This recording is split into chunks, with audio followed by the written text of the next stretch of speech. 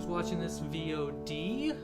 The VOD, I want to thank you, all of you, for clicking on VOD from a stream. And if you enjoy these VODs and the long explanation of breaking down stuff, I do highly recommend becoming a patron of this channel.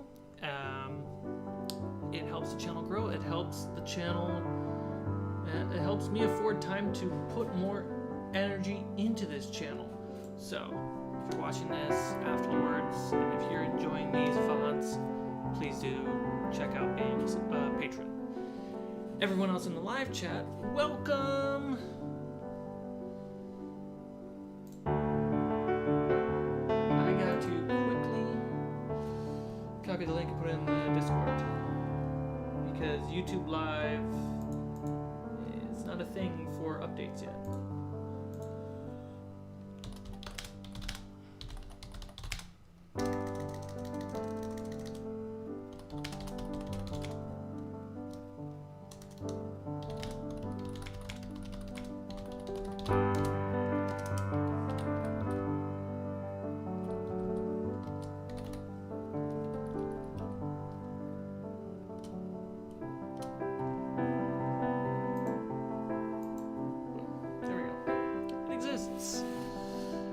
Hello everyone, I'm doing okay. Is the music too loud? It's gonna wake you up. Gonna wake you up with this music.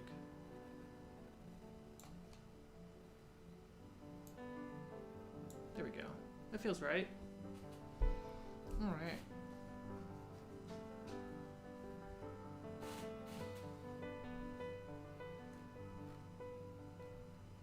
Okay, get rid of that.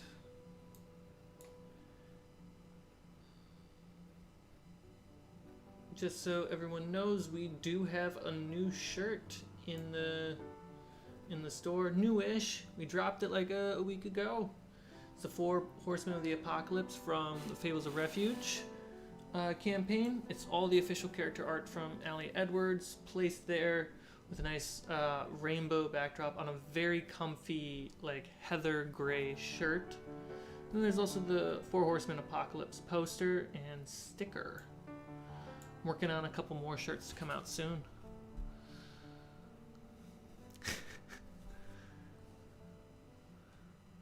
Hi, Jess. Orange, hello. All right. So one idea I had is I wanted to try to build a fortress. And that's something I've never done before, and I want to... My initial thought for building a fortress would have been like, oh, it's in the vein of a village, right? It's 3x3 squares, pretty simple settlement, and I do still think that, but I want to read a specific 5e supplement book and before I do a video on how I think I would want to build a fort. And so until then, I'm going to jump over to building a city and just expanding on what we started with village and town.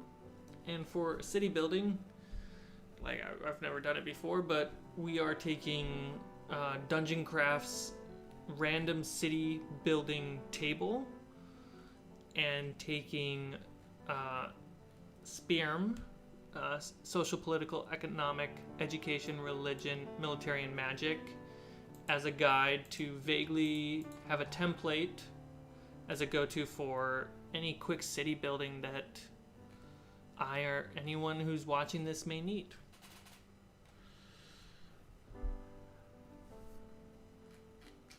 So, let us get right into it. So, building a city can't be that hard. I'm fucking dumb. I'm so dumb for trying to do this, and I've never done it before. But you gotta start somewhere. Alright. So we have our original village building tool, where we start with the 3x3. We had a river go by it, and we had the docks, and we kind of have a forest go around it. And we had our initial base stats and list of important NPCs that we should probably toss into a village. We expanded on that, went to a town, and we started using the districts table from Dungeon Craft. Do I need this? I might need this. And that helped us build out the numbers, and so we kind of laid out an interesting district structure on a 4x4. We had our stats. We didn't come up with exports, which is fine. Then we kind of thought of some important NPCs that would kind of potentially be in a town, which is perfect. And then that way, next time you or I have to jump into making a town, there's a little template to start with, and copy paste, we're at the city builder. We're going to be using the districts as well, but let's look at some population. It's City D&D. That's what this stream is. Let's see. Here we go. Of course, it's the last page. So towns were 1,000. We're gonna go to 10,000 for the city. What do we got?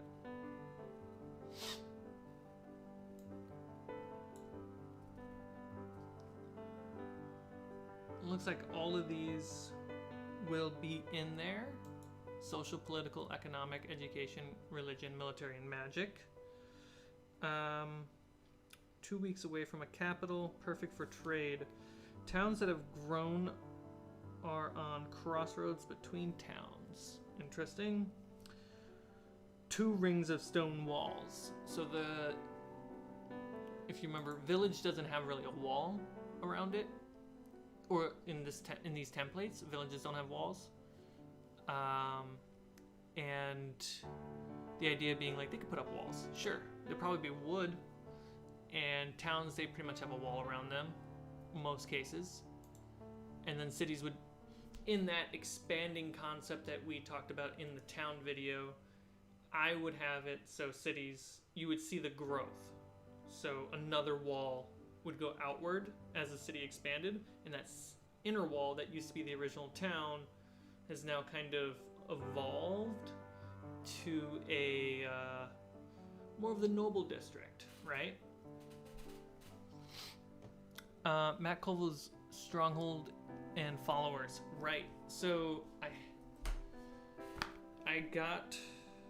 want to look at that book and read through it, because I got to see a few pages on it, like the first few, and wow, that book is really well written.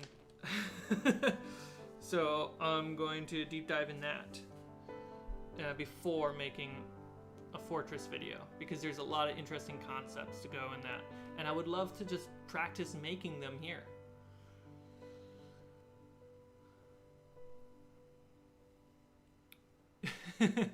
Hello. So again, in the village we had the idea of create one unique person or object. Town, should we have something similar? Yes. City, I'll say 2 to 3 unique persons or objects. Let's see here. City.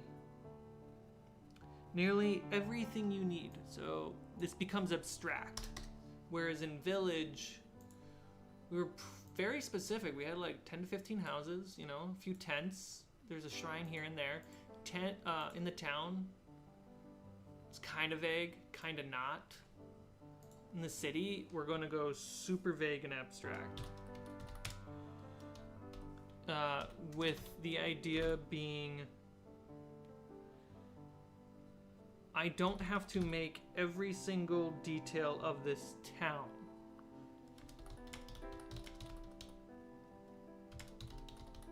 Medium military and education. And the reason I don't want to make every single detail of the town is because the players can come up with details of the town for me too. So in the town we did discuss there is education. We had a library, church, and there was military.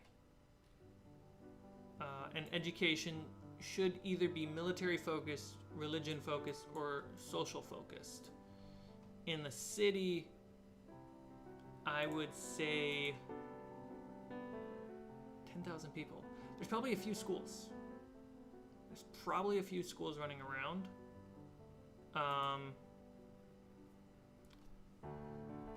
So, where did I think I just lost myself. Let's go with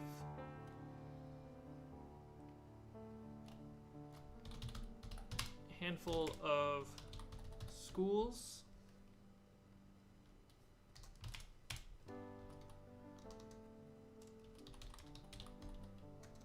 Each school? No. There should be a school per military, religion, or and social.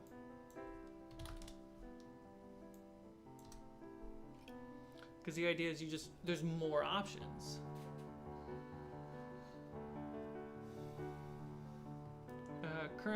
Currency changes once you get to a city. Let's see.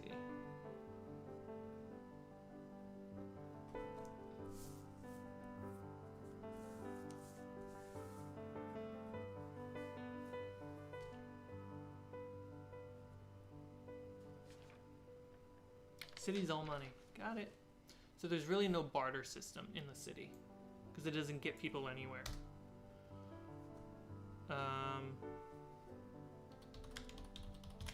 Common. Platinum would be uncommon.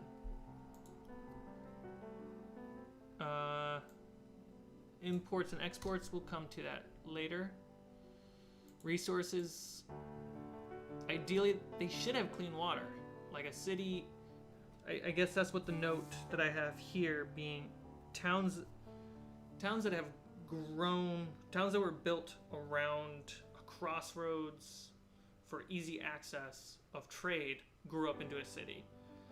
A town that was built on a water front, whether it's on the ocean or by a clean river, they also grew to city size. If the town grew to a city on a crossroads, my brain goes, well, they don't have direct access to clean water. So those cities may not be as hygienic. Unless someone else in the chat throw an idea out. How would a city not connected to a clean water source get clean water?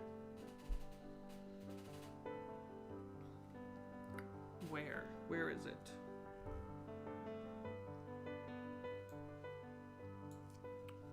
It's about 2 weeks, I have it. 2 weeks of walking distance from a capital. Say 1 week. Because a village is 1 week from a town. Town is 1 week from a city. Which makes sense because a city could only rule up to 2 weeks away.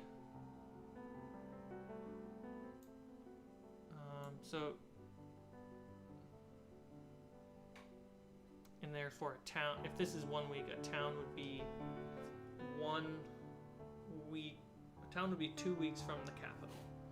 Yeah. So it's all 1 week away.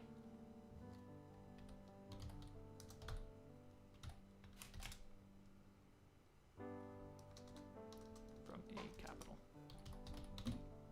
Cool. Walls. There are 2 rings.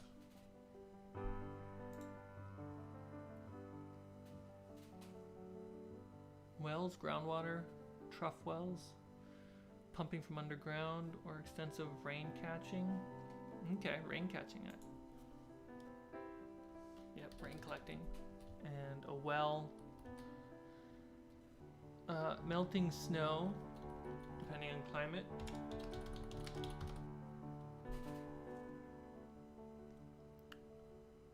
What up, G-Dog? J-Dog, not even a G.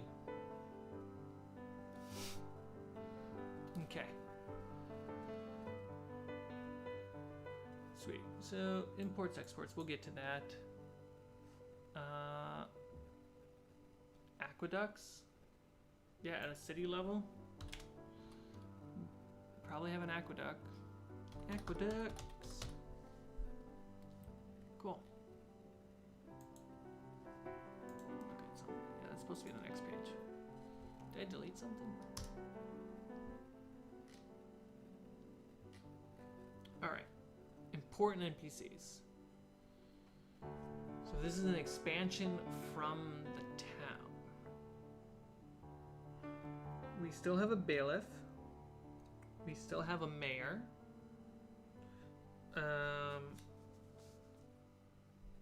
Still needs to be a steward.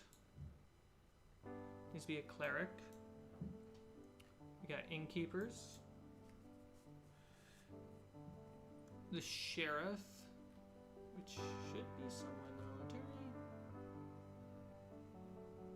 I put the sheriff somewhere. I hope I did.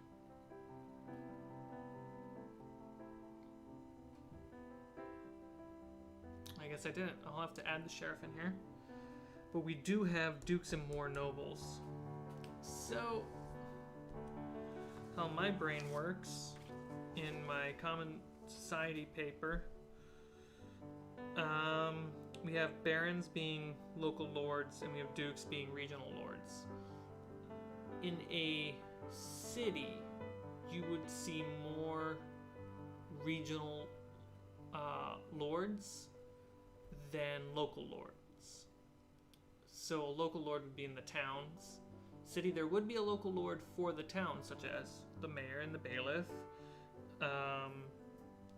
And the sheriff might have a house here. So sheriff's also a local lord that swings by. But a city being the regional home of the area, there's probably a few more cities too. But a city would be a perfect place for a duke or a regional lord to live. And they rule outward through the towns and villages. That's how it works in my brain. If it works differently in yours, you know, go for it. Who might have stopped your imagination?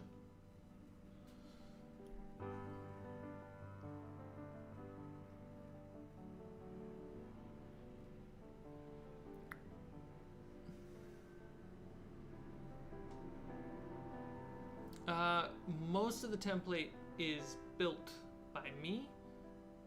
So if we go over to the village one, we basically built it off two concepts. One concept being these squares, the grid, which originally comes from right here. A random city builder from Dungeon Craft. And we kind of shrunk that down to a more simpler, smaller idea for village. And then town, we took that almost directly to help guide a town. The second concept being SPERM with 2 E's and 2 M's, representing social, political, economic, education, religion, military, magic. These are kind of the pillars of society, if you would put it that way. And my brain really is drawn to these two generalized mechanics. Those pillars help guide the NPC growth in the town, and in this case, the city. And what that does is, hey, if you go to the nobles, they'll have political, social, military information for players. If you go to the church, there's religion, education, politics. Maybe the politics is skewed in the religious perspective. The inn will have social, economics, and maybe some politics. In the town, I don't think there would be politics. Now that I'm looking at it, let's get rid of politics there. Boom. Farmers would have social and economic. There's some just social things. Oh, thank you, Tundra, for the €2. In crime being social, economic, political, and military. And a big concept is if something is lacking in here, that's a vacuum. So for example, in my home game where I'm DMing, there is a lack of military in the town that my players are playing. Is that euro? It's not euro, it's pounds. So there's a lack of military in the town. So I would increase the crime in that town because I'm lacking a specific pillar and it's like an open vacuum of power. Tundra, you know what I meant. You silly goose, you. Okay, so we got this. Imports and exports. It's not really the most important thing to know in the template, but seeing that, you might be inspired to add some important stuff. Maybe it's a logging town. Maybe it's a salt town. Those are important things to keep in here.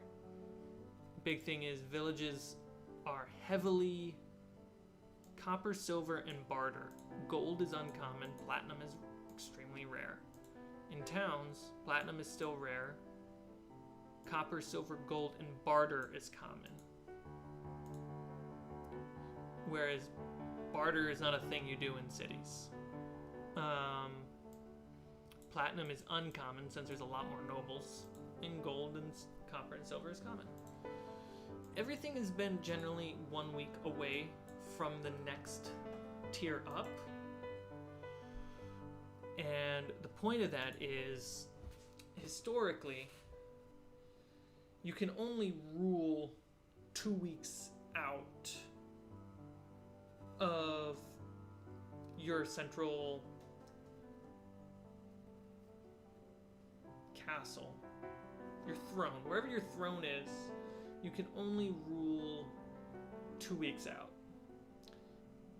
However far it takes, or however fast it takes. So on foot, if it takes 2 weeks to get to this specific point, that means to this point is the farthest we can technically rule, because after 2 weeks, news and information travels a bit too slow. Once you get on horses, you can extend that 2 weeks. Once you get to carts, you can go a little bit further. And then automobiles and airplanes, they just expand that, right? And that concept is very helpful. So rather than going, it's X miles away, it's X time away. And in that 1 week, you can go one encounter to represent the week, or what do you guys do for the week while you travel? Or you can, if it's a tough travel, like weather kicks in and gets really extreme, you can extend that time from 1 week to another week. And that really goes into the concept of travel turns from 5 Torches Deep that I really like. It turns an hour into a travel turn. Another hour is also 3 to 4 scenes or 3 to 4 dungeon rooms. A travel turn can be a day of travel, a week of travel, especially a week when at sea. Yeah. So it's an abstract concept to sum it up. I don't care how many miles away it is. I care about how long it takes to get there, especially as a player.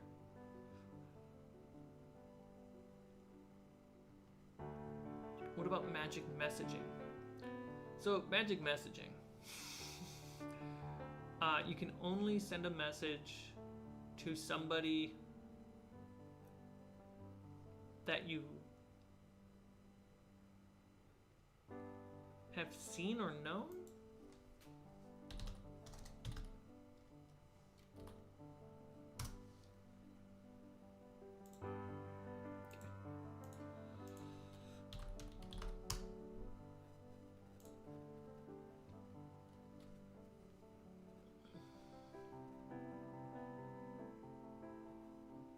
So message is 120 feet. What's another?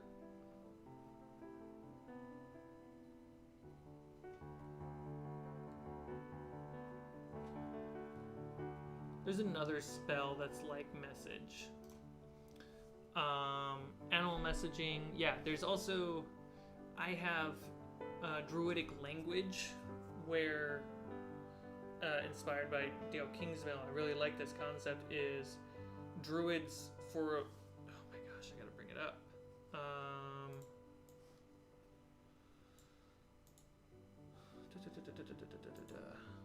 It's a really cool concept.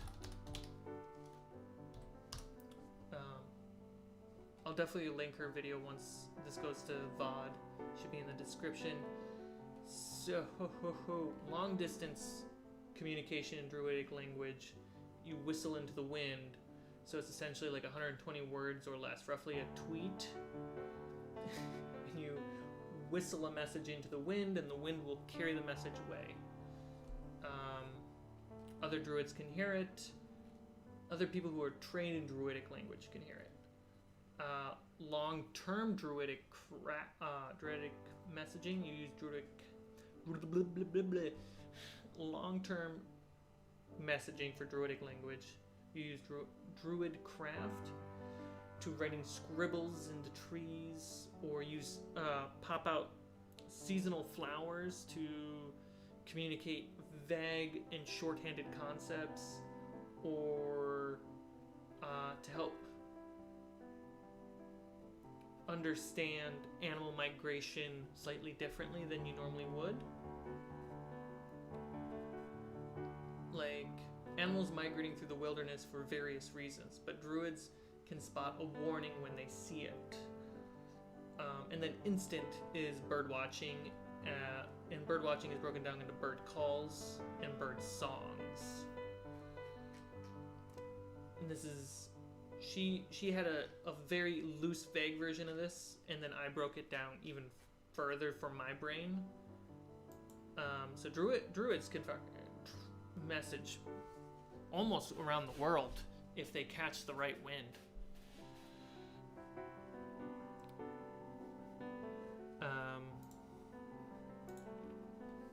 So yeah, this is the 1 week distance is measured by a non-magical common king or queen, ruler, right? That's how I measure it. No, there's not a box here today. I took your box away. Why would I be so cruel? Look at that. I found your box. Little Luna. Here's a box. Do you want it? Or did you just want to say hi and run away? Okay. Cats. So yeah. That's where I would stand. Is based off a non-magic using ruler. This is the concept. Or non-magic or highly regulated magical society. Alright, so city stuff, this is generally going to be the same.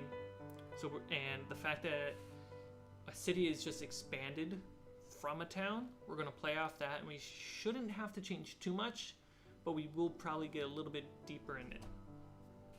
Yeah, there's a box right there, and it has your name on it. Not really, but you know what I mean.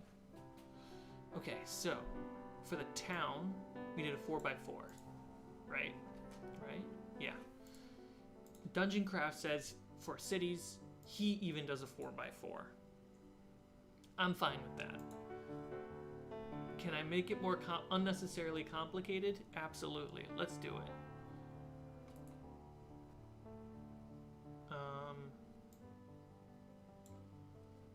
Because the town expanded. Let's go 3.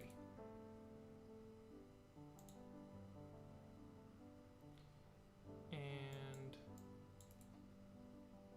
3 below. We'll clean that up in a bit. So we just need to find the 4 in the middle. Right? Or do I have just 3 in the middle?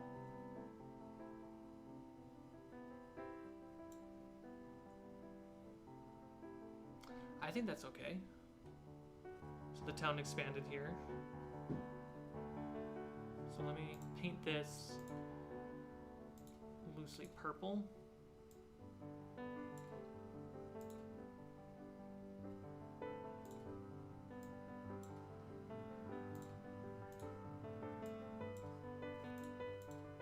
These colors at the moment mean nothing except for visual aid to separate what we're going to be looking at.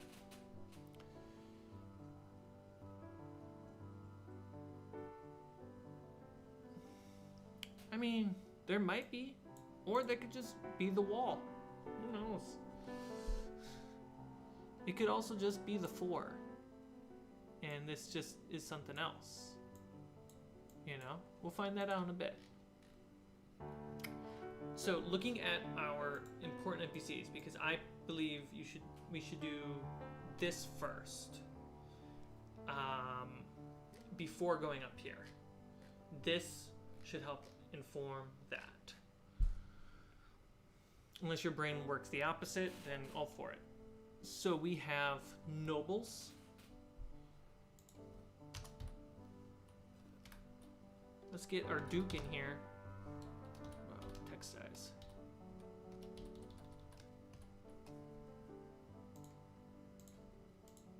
We got our duke, aka regional lord. What does the regional lord do? Political leader.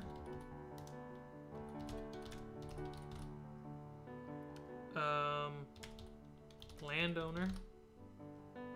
And a military commander.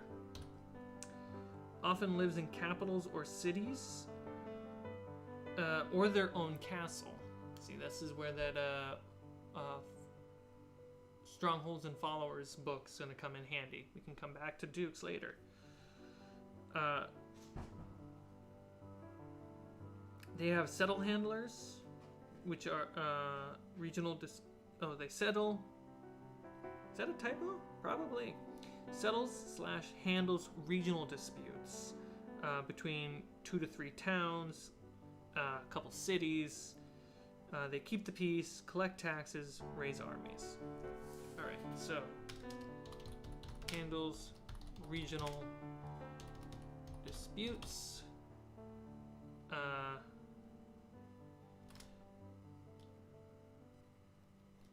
Works with royals.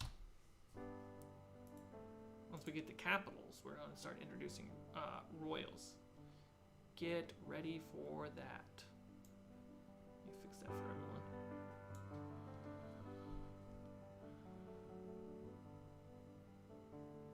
Go to bed, get ready for school.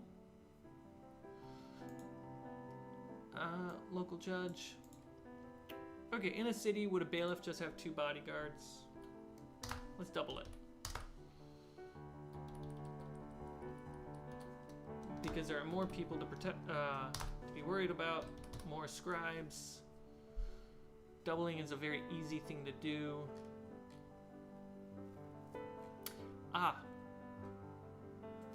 In the town, we had 5% of the total population rounded up be the guards. 5% of 10,000 is 2,000 guards. Does that sound reasonable? Let me know. I would love to know. Town guards, leather and steel. City guards and captains have steel with decorative. Royal guards with That's a good template.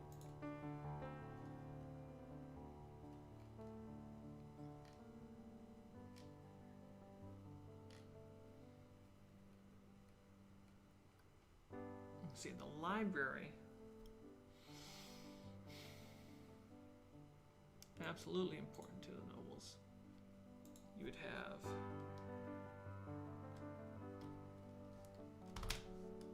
two to three map makers.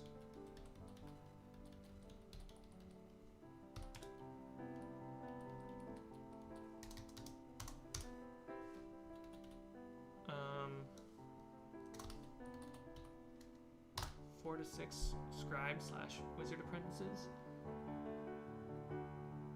Am I wrong? 5% of 10,000. It's half. It's 10,000. 10% of 10,000 is 1,000.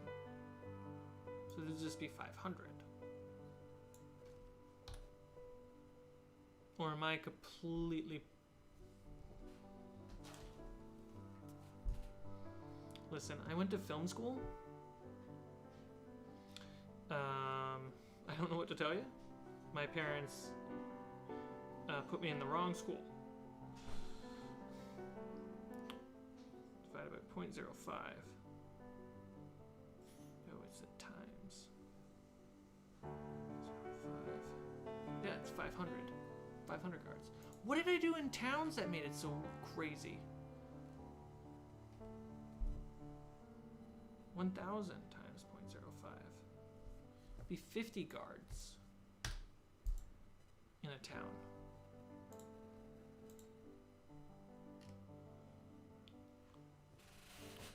Yeah.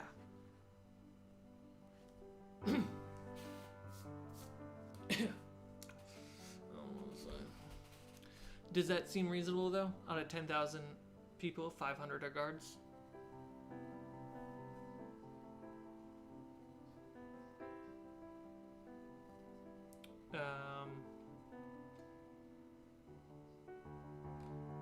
Thank you, Ruben. I'm happy to know that even though my math fails, my camera work and my autofocus does not. Sorry if that was loud. I was trying to hide it. Okay. So, let's see, we got our nobles, we got our duke. We have a bailiff, which is the local judge. We have a mayor. The bailiff and the mayor work together to keep things working in the city, while the duke is dealing with bigger stuff in the city, but also managing nearby towns and understanding what generally is happening in villages. Handful of extra nobles, you know, have this rich guy, this rich woman.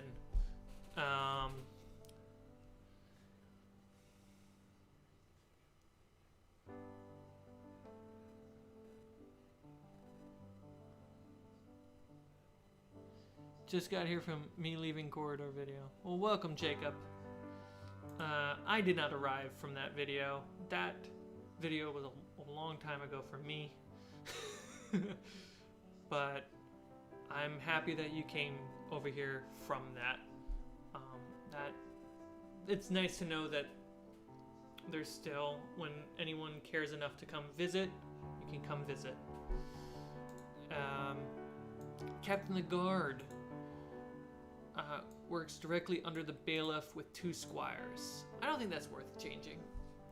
I think if you're a single captain, you have 2 squires. More younglings who are trying to aspire to be as good as you, more than 2 is a lot to handle.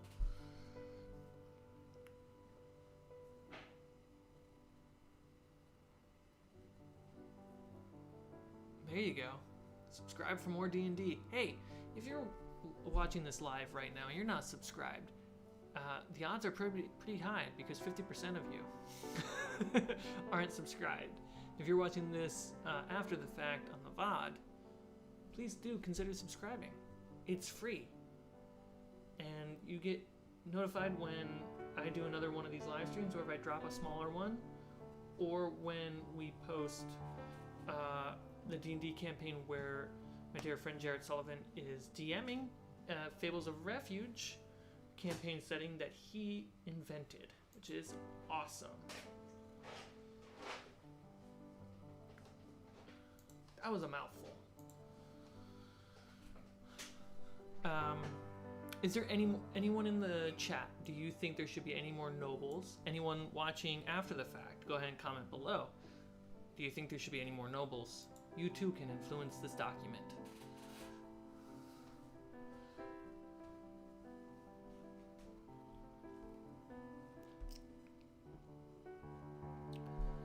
Three people to teach is unreasonable for a captain. Yeah.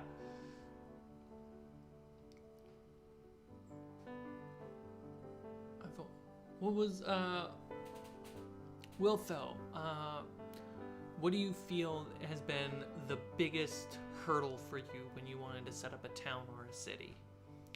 Because my hope is with this document, which is going to be posted in the Discord, also linked below, is you can just access this, use this as a base quick step to like make up on the fly as you're going through a city. And if a player just like asks about this one thing, you can be like, yeah, there's this in here, yeah, no problem. I want this to kind of not just help me, but help you. You know, for each aspect, like treasury, finance, and buildings. You know what? With being in a... We didn't get that deep into it last time on the town. I'm totally down to get deep into nobles right now. Apparently, I shift entered the captain. Let's get deep in nobles. Treasury. I think the reason I didn't get too deep in nobles in a town was it's just a town. But that being said, it's good to know this, and I'll probably move some of these nobles that we come up with right now over to town. So treasury. Let's mark these as mayor manages and the bailiff manages, because a noble would have a boss. So the treasurer would work for the mayor specifically. I'm trying to make a believable town, and there is actual something this town makes or is known for. I hear you. We can get deep into that if we wrap this up sooner, or on maybe like the next one or something, because that's a good topic to talk about. Mayor manages. We got treasury. We got clerks, noble clerks. They're essentially, you know, admin squires.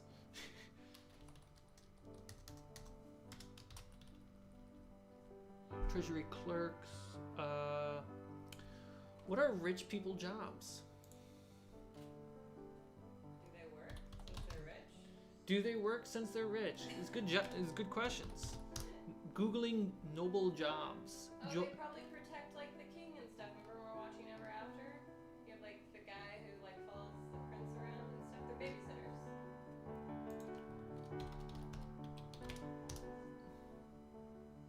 Medieval jobs. Jobs in the Middle Ages. Nobles in the Middle Ages. That's probably just going to give me statuses. Castle life. This is going to be an amazing search. Let's bring these up. I just got rid of everything on my screen. Look at this website. It's amazing. Is it a PDF? It looks like it might be a PDF actually. That's hilarious. Okay. Whoop. Move that over here.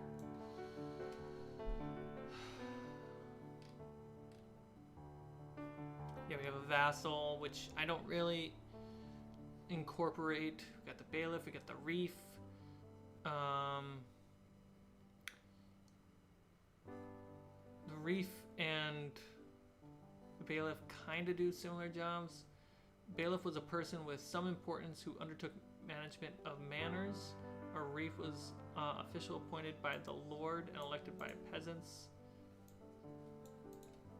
A serf, peasant. Does that say villain? That's interesting. Servants. Oh boy, we just found jobs. Those were just, they weren't medieval jobs. Nope. When your website blocks me just for trying to not have ads in front of my chat. Noblemen, noble women.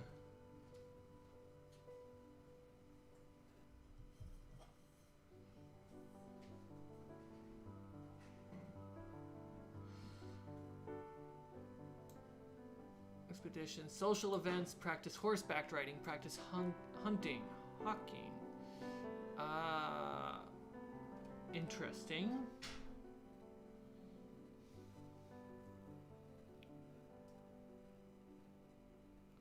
Yeah, they kind of just owned stuff and ran the country.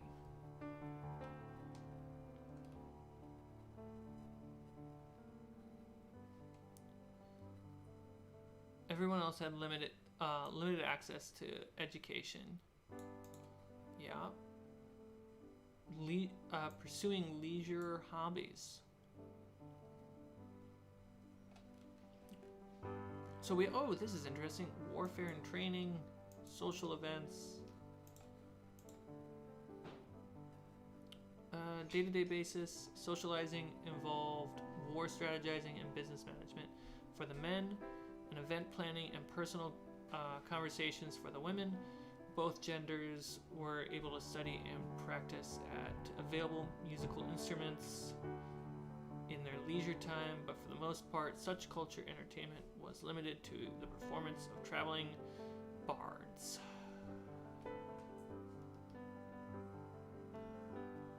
Nobles are rich people that get to spend their day doing whatever they want.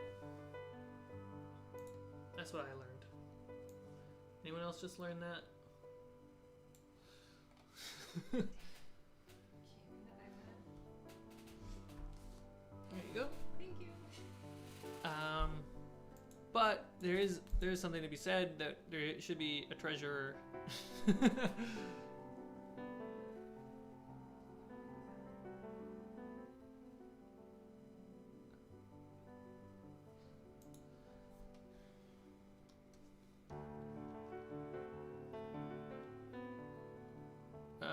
Captain of guard.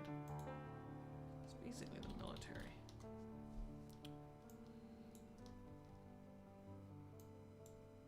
Treasury clerks.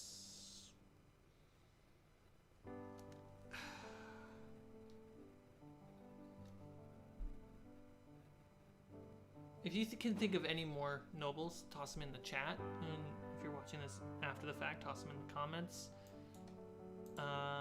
Jump over to library. I should actually just put here. Duchess. Is there... So the local lords are bailiffs.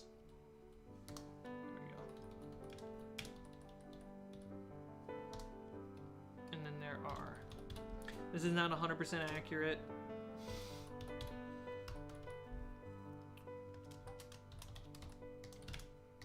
Hey, my caps lock was on. That's neat. I don't think I know how to type. I think I need to go back to school and learn how to type. Baroness, which is your local lord.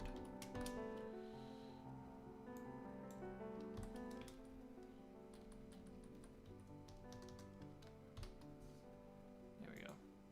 And local lords fall under bailiff, mayor, and then, you know, those guys underneath even further. So the reason why I broke it down this way from my brain, because in a game setting, unless I know for a fact that all my players want to deep dive hardcore into nobility and how the nobles work and function, everything to the like extreme detail, this will do.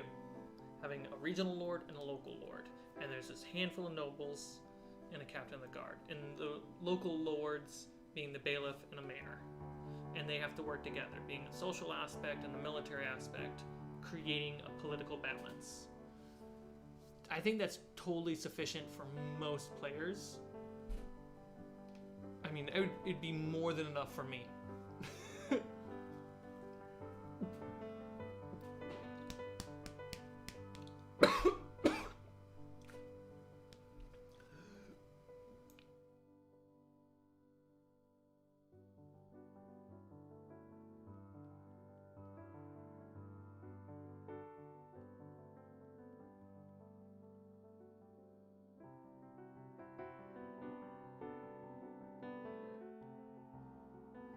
Hey, don't breathe when drinking. Okay. So to the library. So how we collectively made it work in a town. The library would be where stewards, a post office, and might be a wizard living there, right? They'd have the wizard might be a map maker, have a couple scribes or wizard apprentices. And that would be a local wizard and a member of the Mage Guild. Not all towns would have that. I would say most would, especially if magic is a common thing. And a local wizard does make it pretty simple for players. That in a village, there is no wizard, but when you get to a town, there is a good chance that there is a wizard. And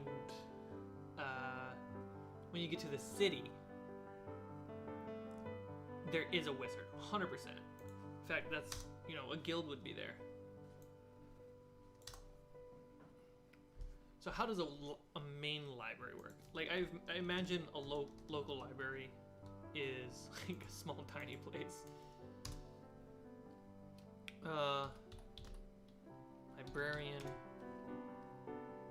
which is a wizard. Or let's just type in wizards.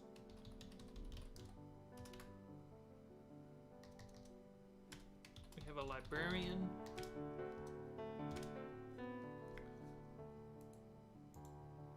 We have historian. Give me a character sheet.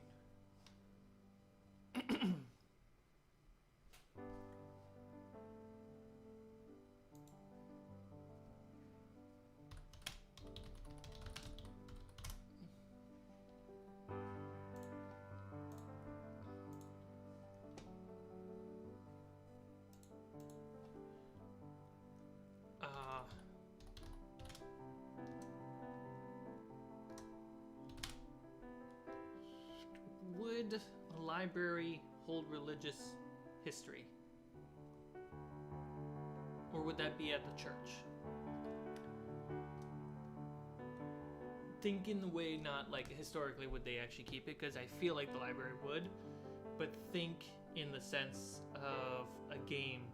If I as a player want to go get history on religion, do I go to the church or do I go to the library?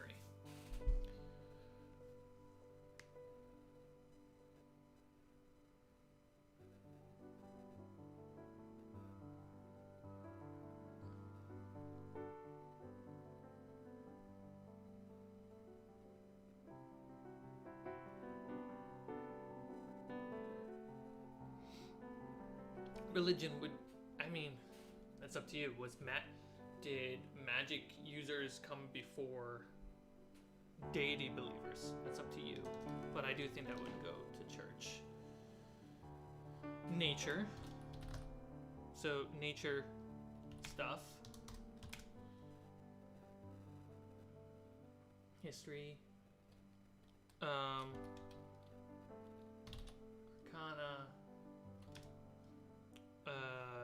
Blah, blah.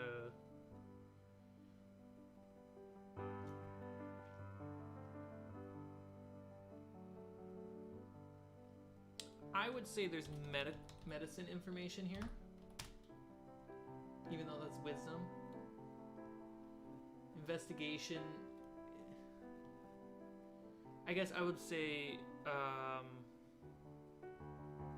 would fall under history. I was going to say, like, the documents of people coming and going, the growth and the rises and falls of towns, cities, and nations.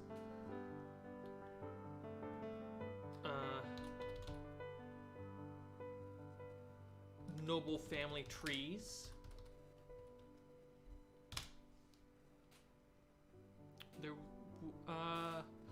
Would there be sacred knowledge at a library? Would wizards keep information from other people from learning stuff?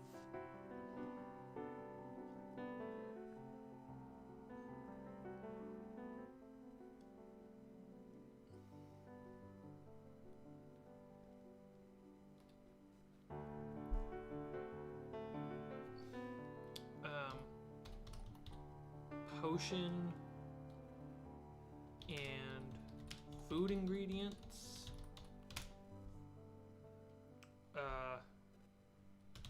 smithing and cultural textbooks. Makes sense that wizards would want to learn more about different cultures, but rather than like just go to experience them, they would write down, I noticed that elves do this. I noticed that dwarves happen to do this.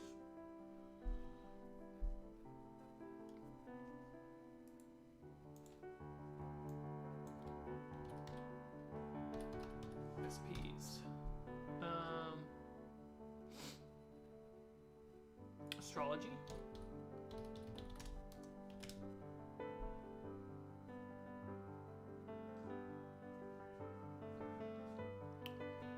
What else? Generalness, like what do we throw into a library?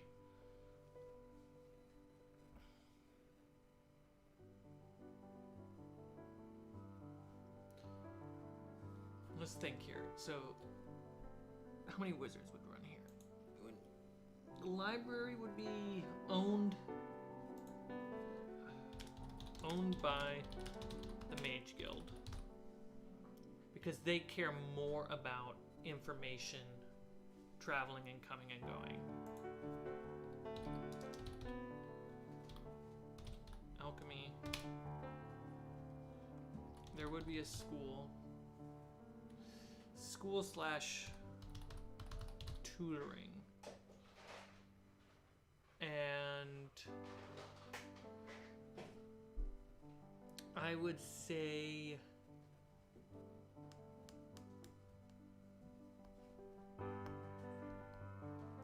go with the map maker and cartography. Let's do towns, cities, fortresses, because that's how you spell fortresses, Carmichael.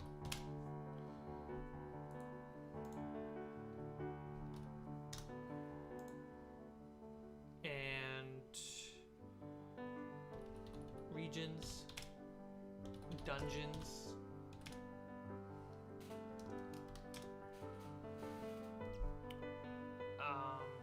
this will definitely carry over into capital, especially when we do a citadel instead of a because there's two types of capitals in my mind. There is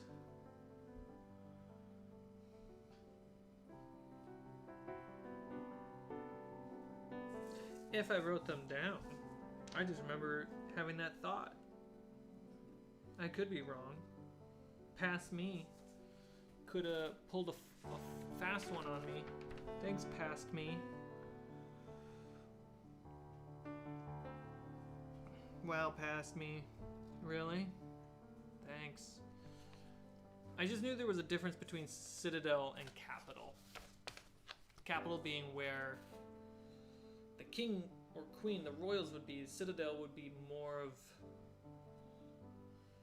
where education rather than ruling would be.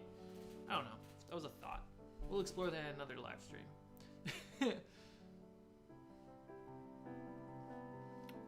Local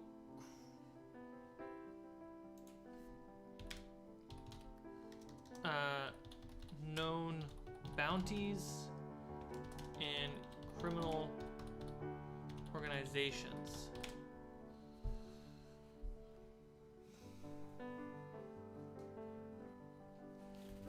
Okay, let's leave it there. I think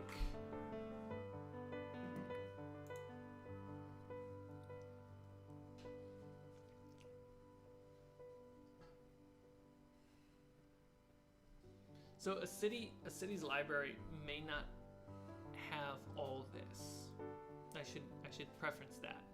I don't think the city would have all these, but they could have a little bit of each, or a lot about a couple and just a little bit about everything else. I think at a capital library is where the biggest source of information possible exists. That's where there's always a member of the guild in towns, a outpost of the guild in cities, because they have to snoogle and smoggle with the nobles. But the heads of guilds and the headquarters of guilds make sense to me that they would be at capitals. So here's an interesting thing. Guild managers. You know, mage.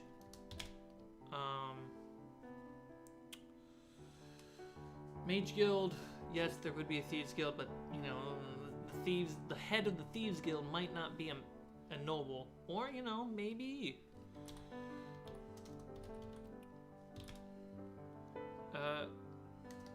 Thieves guild. You know, the head of the thieves guild might be a noble. That's how they get away with it so well. What's another guild? I'm blanking. In Skyrim, there is a fighters guild.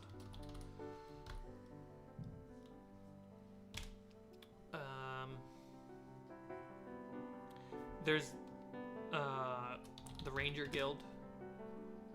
Is there a guild per class, really?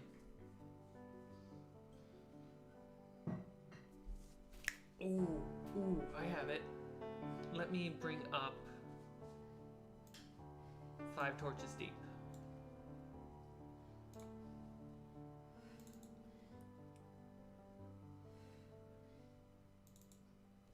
No, that's, yeah. 5 Torches Deep. Boop. Maybe I can shrink this. Who knows? 5 Torches Deep. Cool.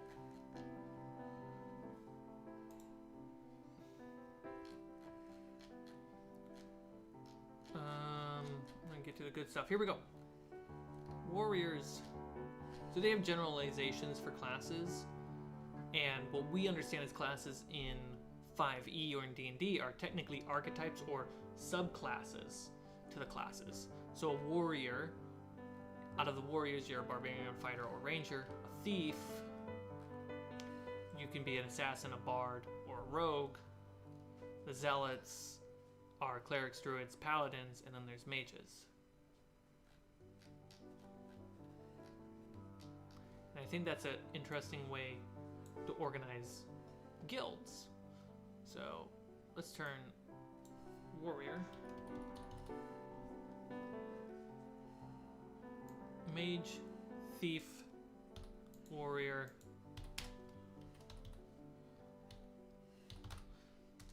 what am I writing?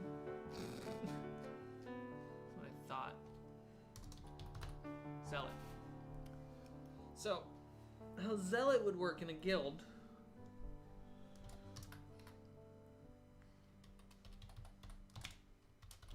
Druidic circle. A church to a specific god. Church. So the Church of Ione could have its own guild. So then you can call the Church of Ione is here, the head of the Church of Ione. Or if you have too big of a pantheon, you can sum them up into like the temple. The word being like, that is the guild for all churches. Willow.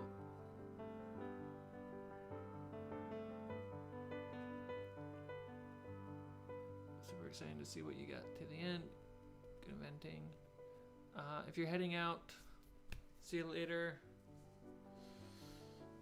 So Druidic Circle, churches, and paladins would just fall under churches.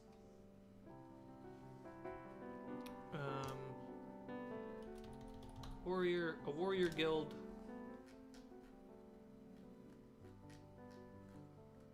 Would be barbarian camps, fighting clubs. Let's be honest, fight clubs, and ranger. In my primer, I call it the Watch, in reference to, and it's extremely structured exactly the same. The Watch, as in the Night's Watch from Game of Thrones. Because a ranger is kind of a leading person in the Watch. So, Ranger Company. Sure. And thief, you have bard schools,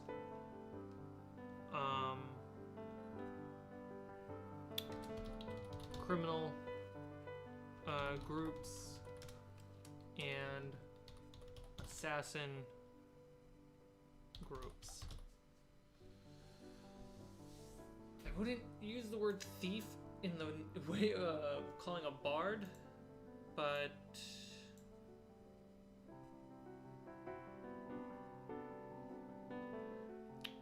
that's what I would use. If there's another word for thief that anyone else wants to try to use, let's toss that in there, because I think that's a little too confusing.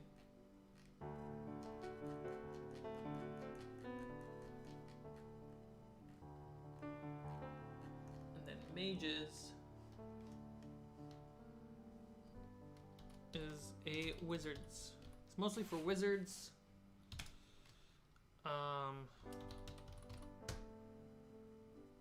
So, you know what? I have an idea. Bards would be in the mage. The Mages Guild. And we'll put warlocks in the thief group. Warlocks, criminals, assassins. Wizards, sorcerers, bards. So it's not exactly what Five Torches Deep, but it's a pretty good generalization just like that. So you can organize your did I forget an A? So if you want to organize your guilds in this kind of a simple tree broken down system kind of makes sense to me.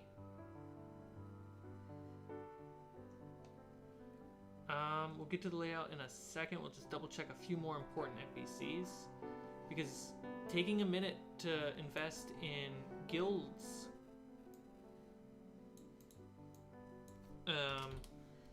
means that we should spend a minute in the layout for guilds as well.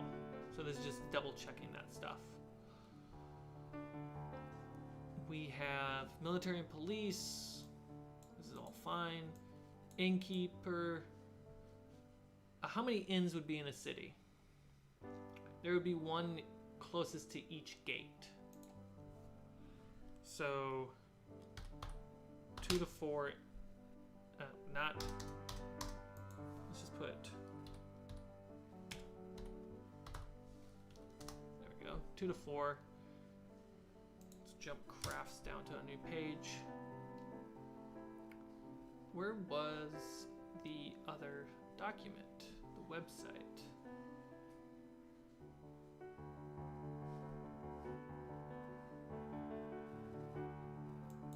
Here we go. Medieval jobs. No, there we go. So I'm gonna quickly grab some of these and put them in the document.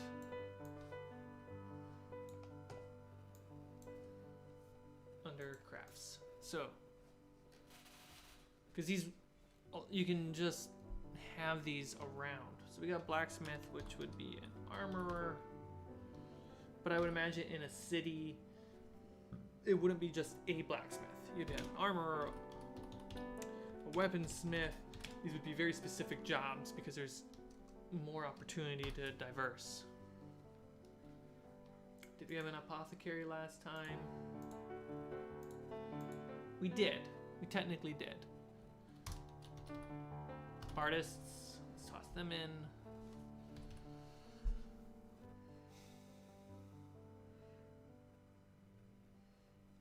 Oh, was to make crossbows.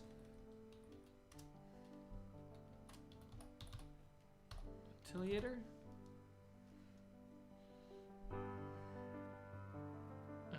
We have baker. Did we? I think we had a baker last time. Yep. There's also a butcher. Toss on a barber.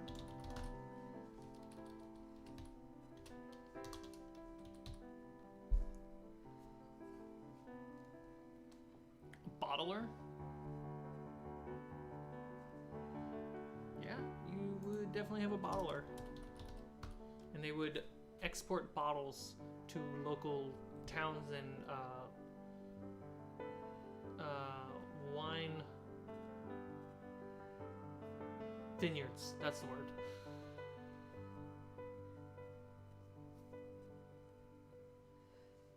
Pincher. What do we got?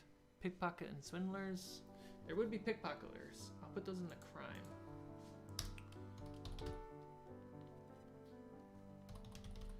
Pickpockets and swindlers.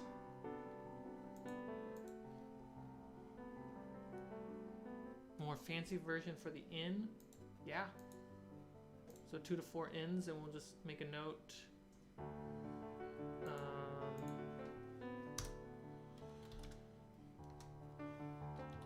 One inn just for nobles.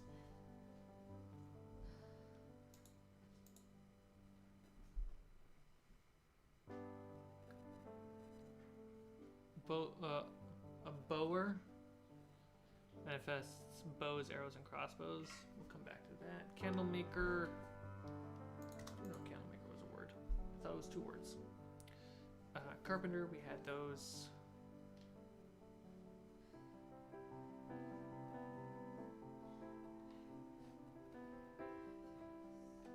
Under nobles, I just found something. We need chamberlains. Chancellor, which is a secretary, but a chancellor.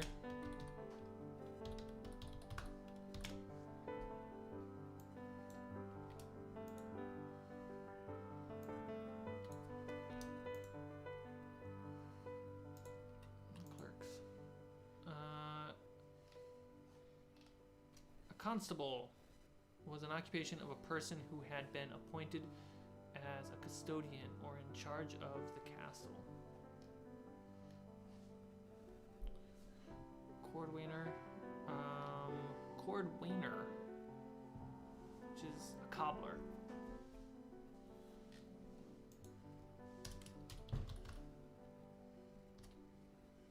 A ditcher who dug castle moats.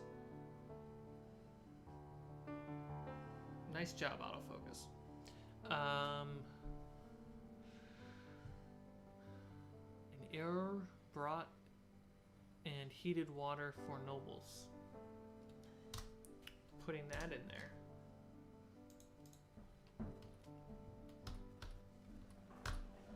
You don't have to put every single one of these in there, but tossing in the occasional, like, you know, an ear walks by with a chamberlain, goes into a room with a bucket of hot water. If you say that to a player who doesn't know that much detail about medieval history, they'll be like, cool.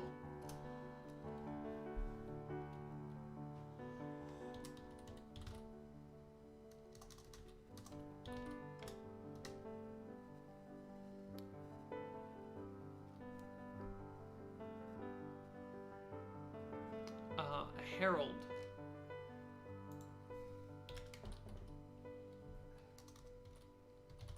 Herald was a knight's assistant and an expert advisor. Would declare announcements on the behalf of the king or noble. Oh, heck yeah, there'd be a herald. It would just go right under the duke. The duke would have a herald.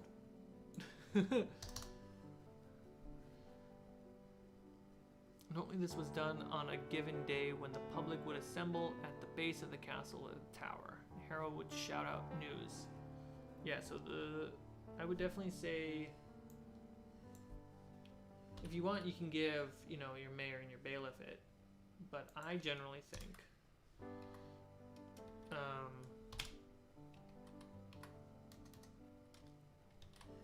that, oh, there's that.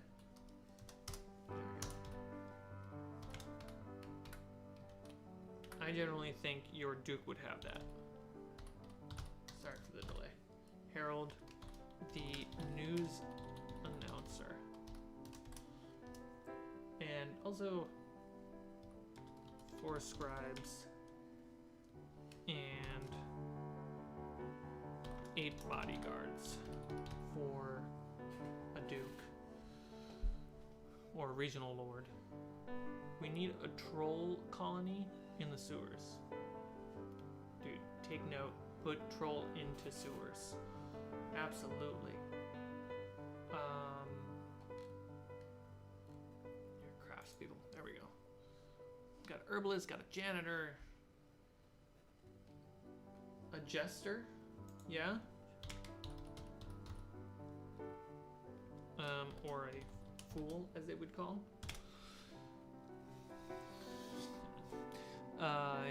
Keeper of the wardrobe.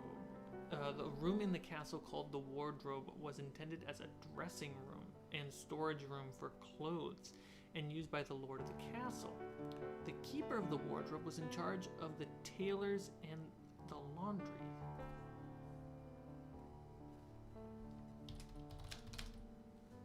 Keeper of the wardrobe.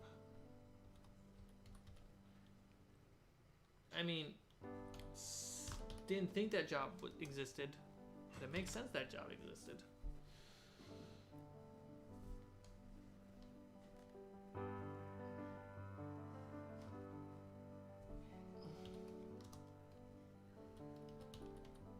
Make sure that the nobles have some basic messengers.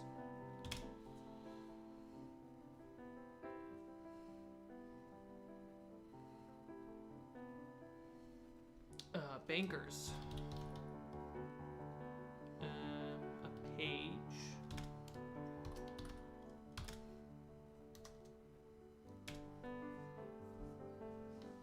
We got some potters.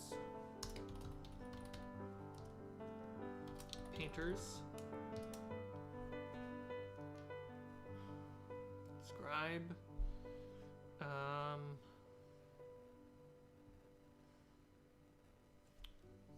Spinster, steward, squire, watchman. Great. I have plenty of jobs. What's going on this page? Right, we already read that page.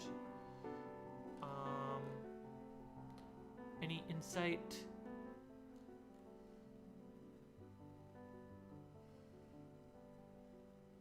These were all the people in the kitchen. I mean, if your campaign's about cooking, head over to castlesandmanorhouse.com/life02officers.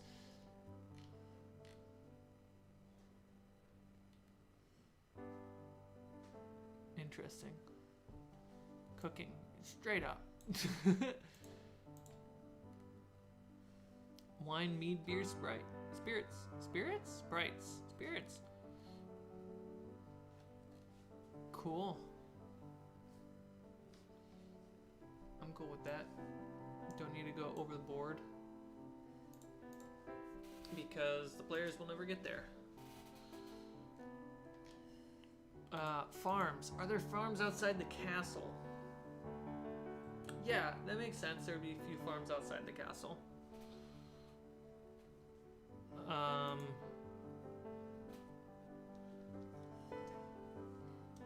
Let's go to this and go to that.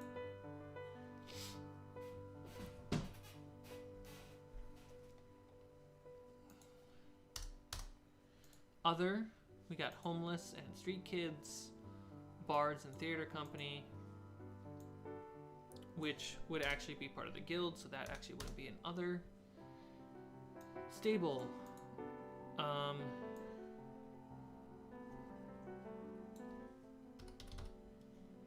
Edge of city, near gates.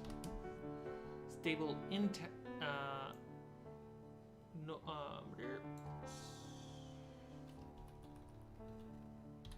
nobles, inner city.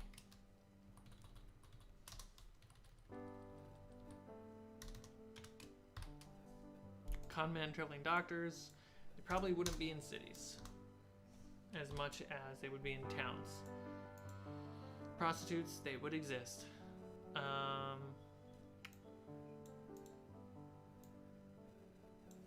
Local large mafia.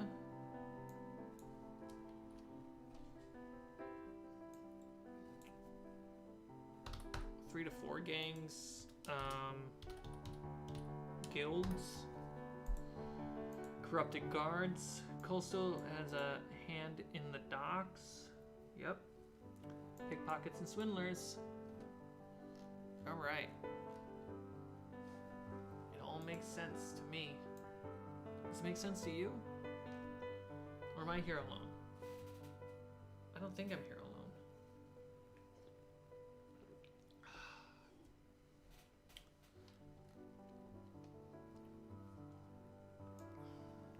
Collect toll taxes. Protect peasants, citizens, collect trade. What's the purpose of a city? What was my notes? Protect. Ooh, very different.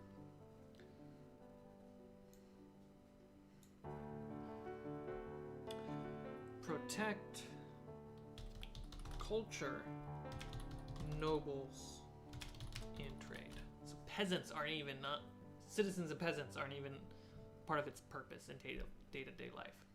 It's all about culture, nobles, and trade.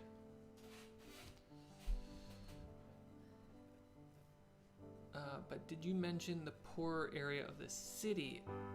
Maybe a bunch of people living under a bridge or something. I mean, heck yeah, that sounds like a crazy cool idea.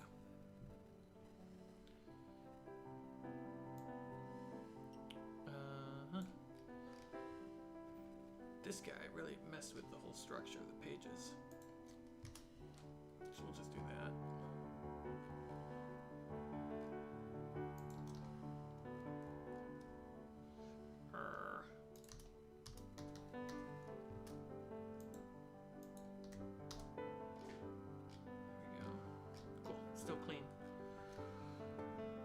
Okay, we're jumping into the layout of the city. We didn't have to change much from town. We just know that there's more of that stuff happening. And then you can also get super unique with ideas. Like Jacob saying a bunch of people living under a bridge. So you could have an entire district made from people living under a bridge. So let's say a few bums moved under the street, under the bridge. Not that big of a hassle, but just like in Los Angeles or any city dealing with the homeless, you start creating homeless villages. And let's say those homeless villages actually became permanent construction, and under a bridge built an entire district upward around the bridge and outward, you know? Maybe that's where a head of a criminal organization lives. Maybe that's queuing to some of the words in fortresses, strongholds, and followers. There is a type of fortress or stronghold for kind of roguish players called something. It's not a keep, but it's a place perfect for criminals to take advantage of. You could totally have that, but that minor detail and flavor for a city, for a town, for a village, is beyond the scope of this template. That's what you want to add on top of this template. The point of the template is so that way it's like, hey, my players are heading to a city. I want to make sure I have the basic necessities, so that way when my players get there and they ask generalized questions, I have generalized answers for them, and they come quickly to me because I have a template to guide me through it. But then once we start getting into the theme and the specific design of a city, that's where it's all you trying to go above and beyond this template. I don't think templates like this exist enough, at least where I've looked. I haven't been able to find enough. So yeah, I see these templates as like cool. When I think of my towns and cities, they're a week apart. There's a town here, city here, town here. Maybe I don't even think that. Maybe I go, all right, my players are starting in a village. Whether they're traveling to the village and the adventure starts right there, or they're arriving to a town, they're starting right there. I know that, hey, a week away, there's a city. A week away, there's another town and a village. And then somewhere around here is the dungeon that is the story, right? That's the general gist of it. I think I want to make a town be 2 weeks away from a city. If I put my players in a town, I don't want them to just straight up go to the city. Put you in a town for a reason. But yeah, that's my thinking. So, let me read your response. You could even encourage the poor people to rebel against the government. Absolutely. 100%. You absolutely can do that.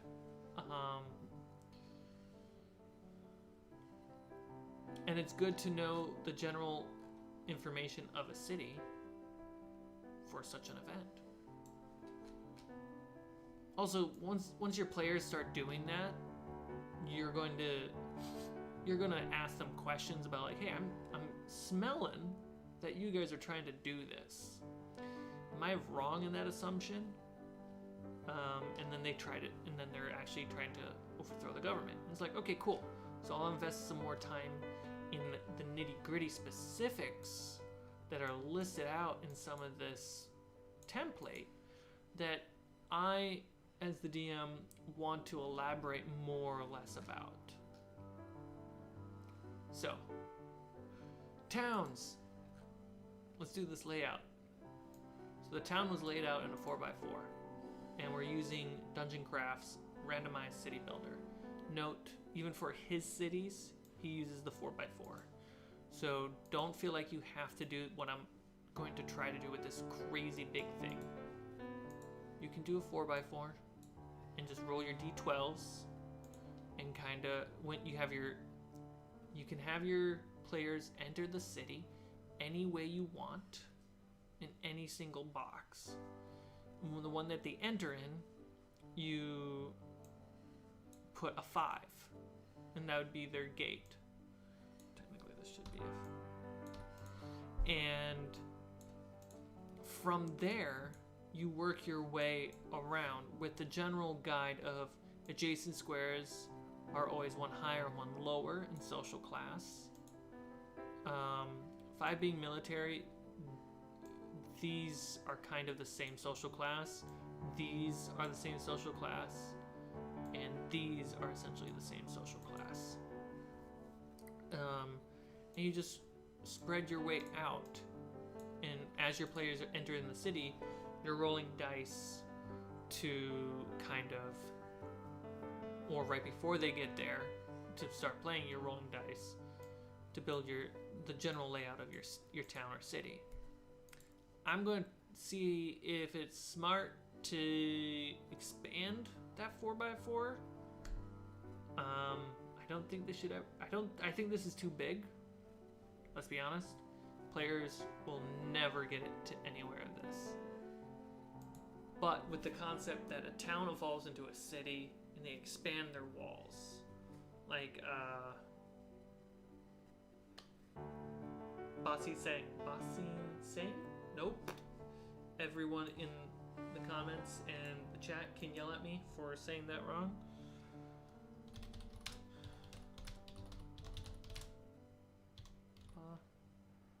Bossing Say. Like Bossing Say, that has multiple walls leading outward because the city is expanding. Alright, so we have gates. So we have the wealthy. The wealthy is totally in the middle. In a capital, not a capital, in a city, a major city. I would say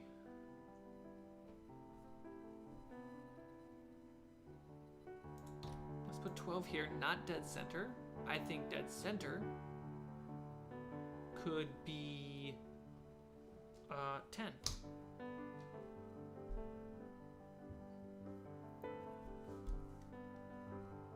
Right? Am I thinking that right? No, I'm sorry. It would be 6. Dead center would be 6. Be the Merchants Guild, City Hall, banks. Or this could be 6. Let's start working together here. Toss in some numbers and where you think those numbers should go.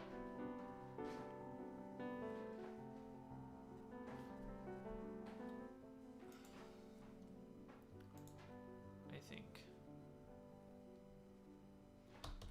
toss a church here. You could toss a church here.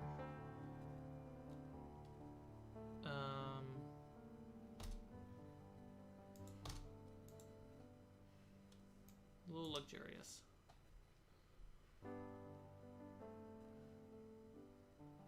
We do need wealthy residential. So, which we got here. And we have 9 here. Mercantile. I want to put 12 here and put 7 here. Hope this is making sense.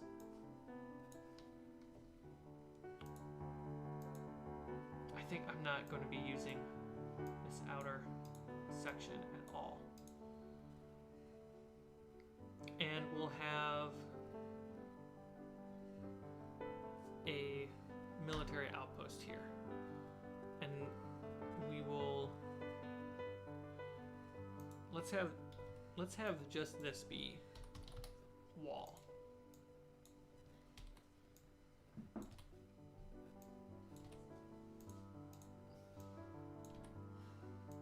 I think that helps.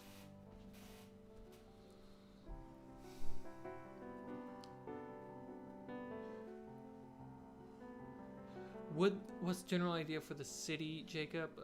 Would it be a main street with a majority of the POIs, or would the be a circle-based city with outskirts being poor? It can be any. Right now we're doing a more circle-based where it's expanded and the poor are pushed outward.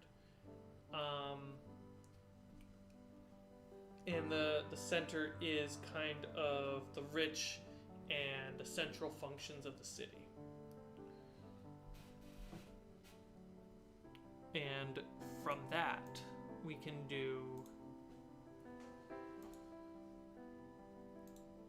an 8 here, theater,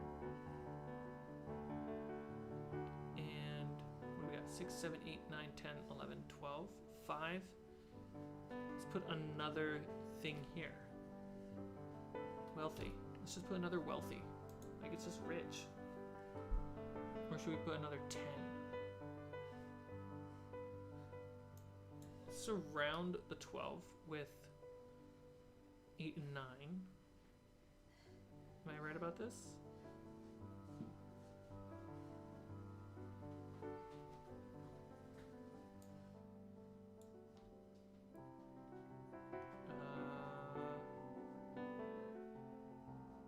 Yeah, I want to put the 9 there, and I want to put the 8 here. Get rid of that.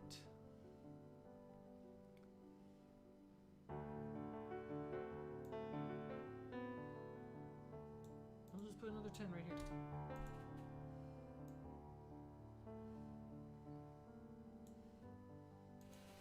Seven was Garden and Park. So the dead center of the city is just pretty.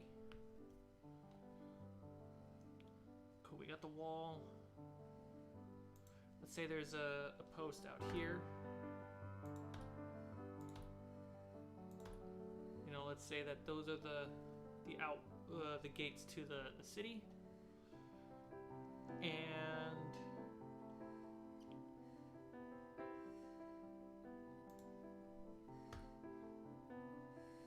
we're generally going to have inns and taverns by the working class near the gates.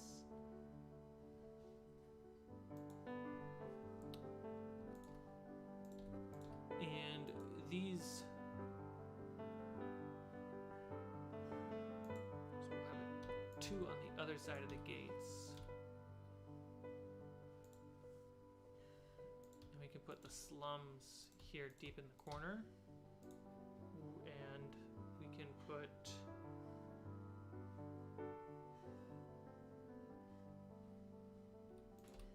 three. Cool. So in the northwest and the southeast corner of the city,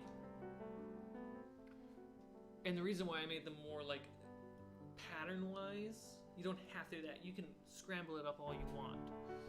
But the reason why I did that is to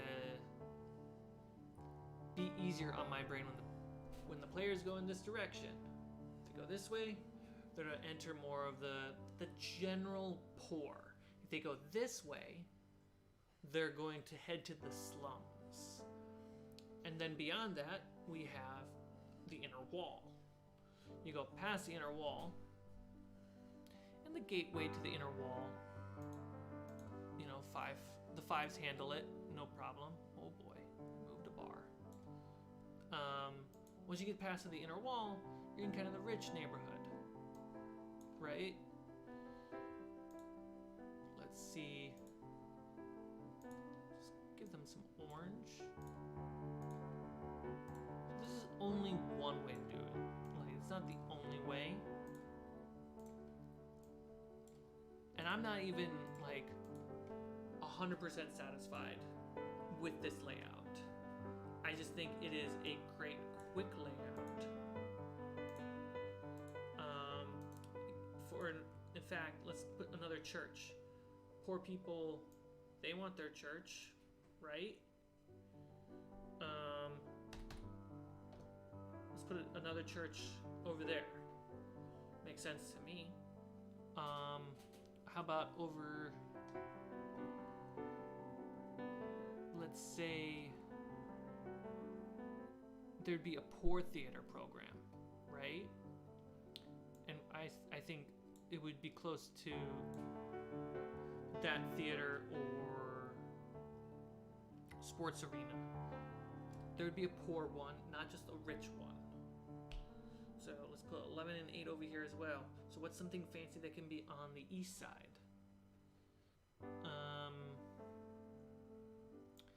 Maybe the east side has a bit more like working class working their way up. And there is an expansion on the library over here, right? They feel, the wizards at the library feel that they have a good reach in nobility here, because that's where they have to be. And they can obviously walk through the walls and get pretty good going around here. They feel comfortable going around this area, even in the slums. But if they go on this side of the wall, just a smaller, more chill library you have out in the outer wall. Not maintained that well. It's kind of a lower department. But it's a great place for news to get into the city, and then from here, get the news into the inner wall. You know? Maybe squires have to head over there and handle stuff.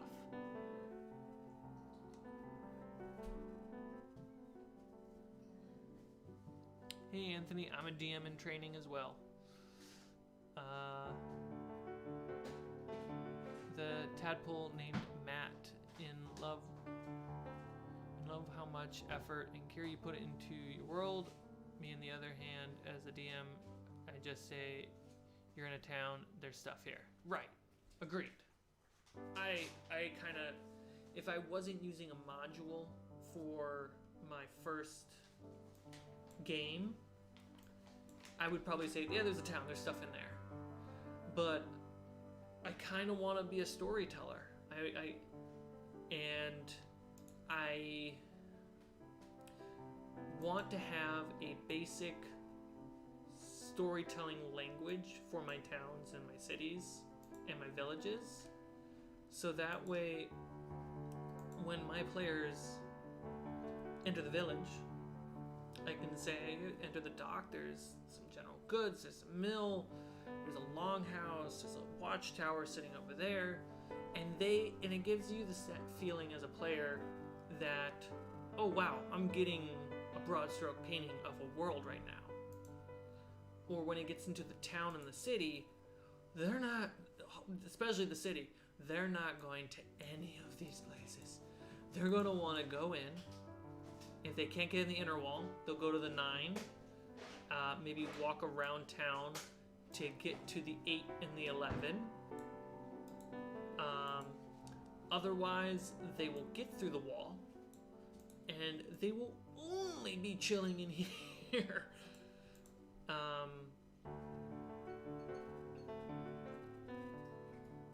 think, we could actually just put a garden right here. Yeah, because it's military. Let's put a garden. Or should the garden be up by the garden would be up by the church.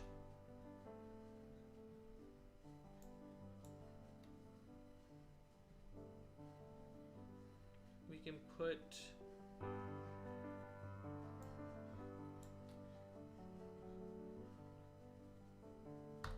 the poor theaters way over here, the rich theaters over here. Putting on opposites, that's kind of funny. And then put a garden right here for the church. So there's a poor garden too. Yeah, and it's like, I don't need to know the layout, the street map of the city. I don't need to have that. I have a general idea of what my town would conceptually be on an abstract level. And I have base number stats to kind of help, like, paint bucket fill some outline ideas that's in everyone's brain. I have an idea of, like, if you guys are dropping platinum everywhere, that's extremely uncommon. So guards might get wind of this. Criminals might be noticing that you're up there. The purpose, day in life, you know, the nobles clearly are a priority because peasants and citizens aren't even mentioned in the purpose.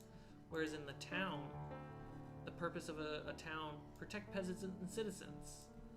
So if you want a happier life, lower on the tadpole, move to a town, move to a village, which is a totally good reason to grab a bunch of your buddies and your family friends and move further away from a town and start up a village on the side of a river. And even though life might be a little bit tougher because you're by the wilderness, you know, it's worth it because you're now on top in your own little mini world. You just pay taxes and you're a little bit more happier. And having that kind of societal structure abstractly laid out with a template and an idea that can just guide your improv faster is the whole point of having a D&D book in the first place. Having a DM screen, you know? The concept is not follow these rules precisely, but let these be the foundations for your improvisation. And I don't think there's enough city building templates and town building templates and so on out there. And I'm building it off two concepts that I'm familiar and like that's out there. We got SPERM with an extra E and extra M, and we have a random city builder. This doesn't even include the idea of adding random tables on what are your players here when they enter the town, or enter the town, enter the tavern, go through the wall, or just listening at the park, you know? I like the idea of doing a random encounter table. Not encounter, I'm sorry, I misspoke. A random rumor table for what the players hear when they enter a new space. That's almost better than like a quest board sitting off at a tavern. I think that's way better because you can go. If your players go, what are they talking about? I mean, roll a d20, dude. Your passive picks up these.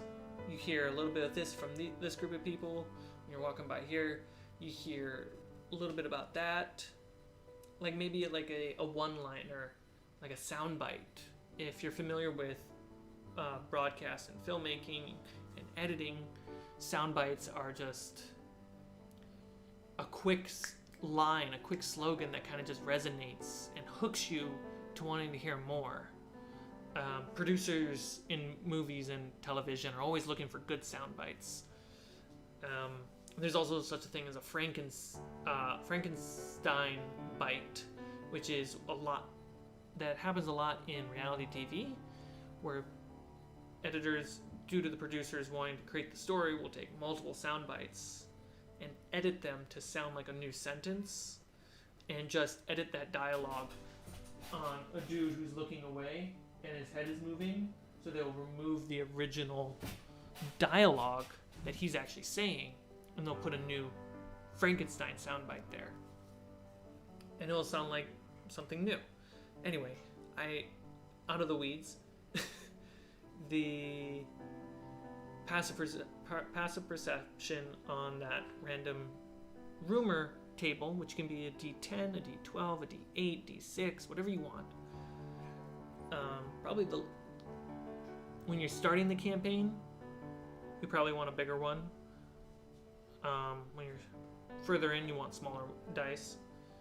And whichever one they pick to pursue, to go listen more about, or like, oh, what did he mean by that?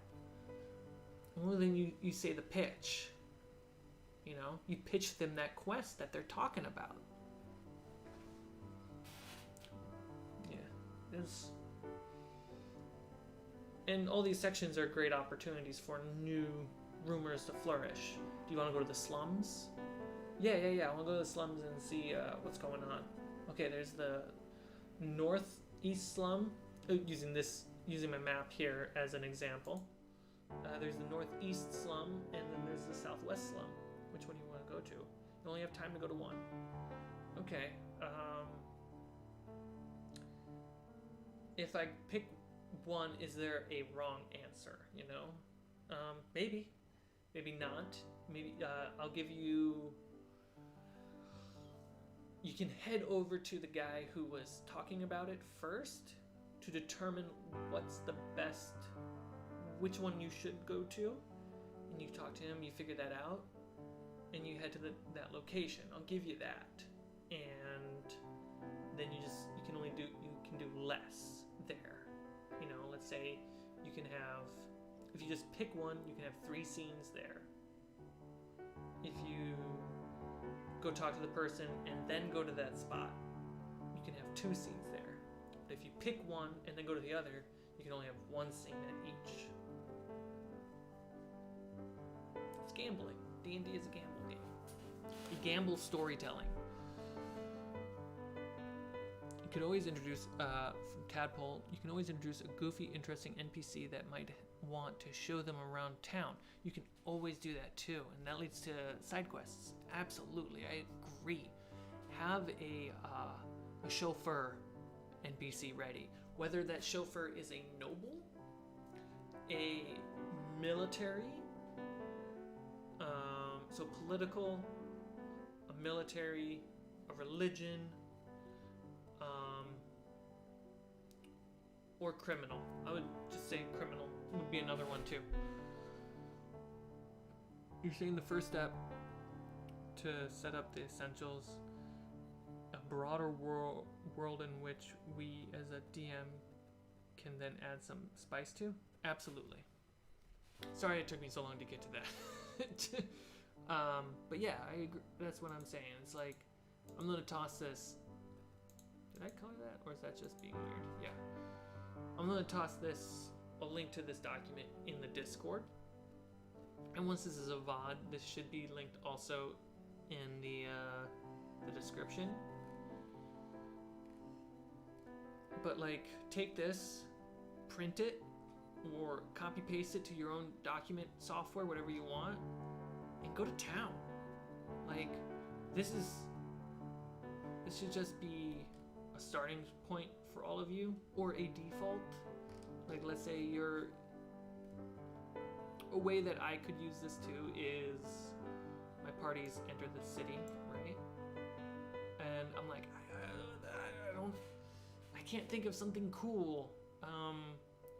I'll just roll this up on the table, build my city. That makes sense, right?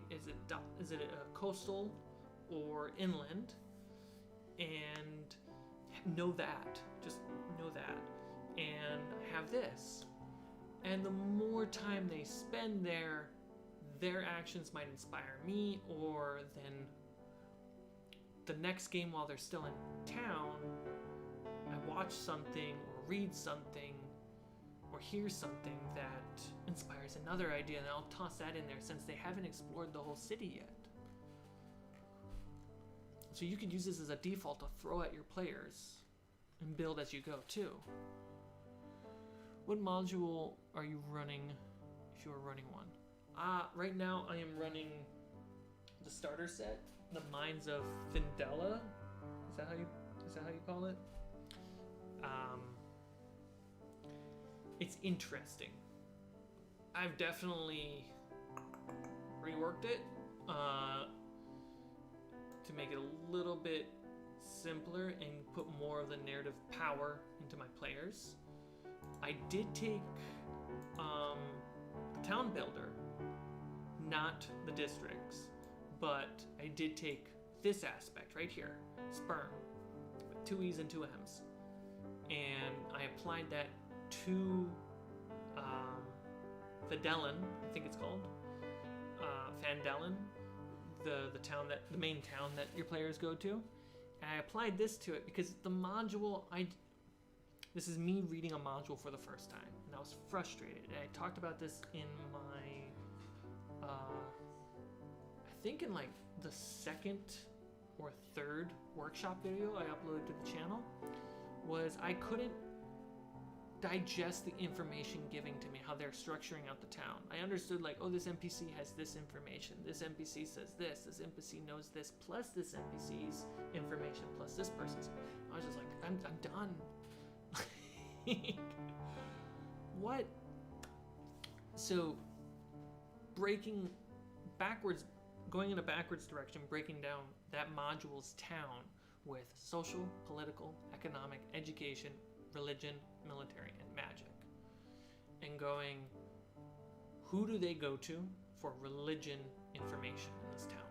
Who do they go to for military, education, economic, political, social? You know, where do they go for that information? And I chose there's no education, or that it's so like in a village, it's socially educated by parents and just groups working together. There's no actual school.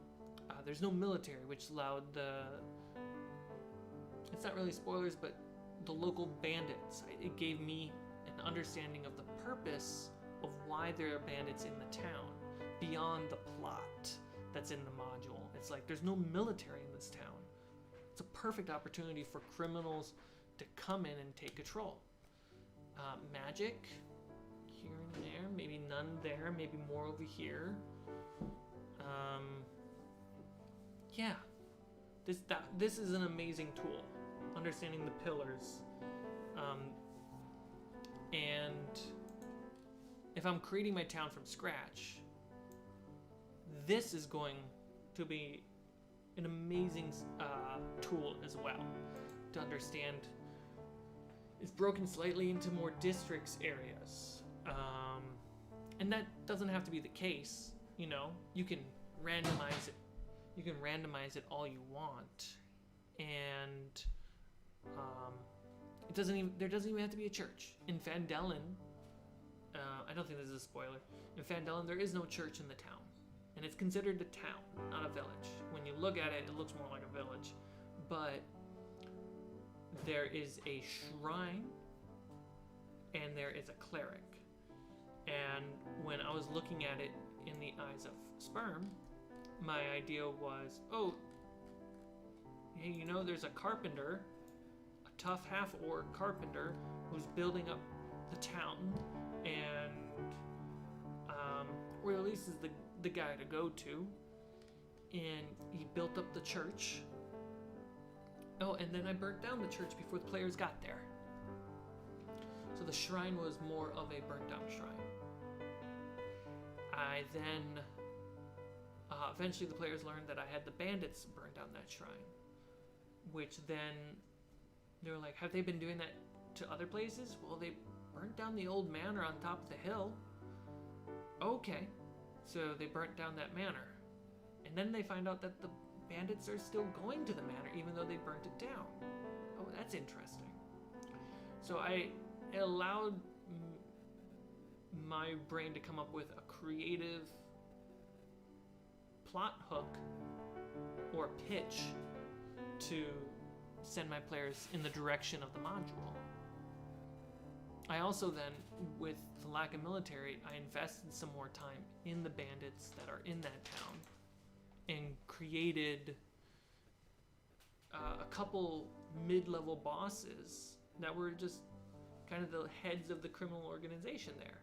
And I tied them into the spoilery bosses that are running around in that module.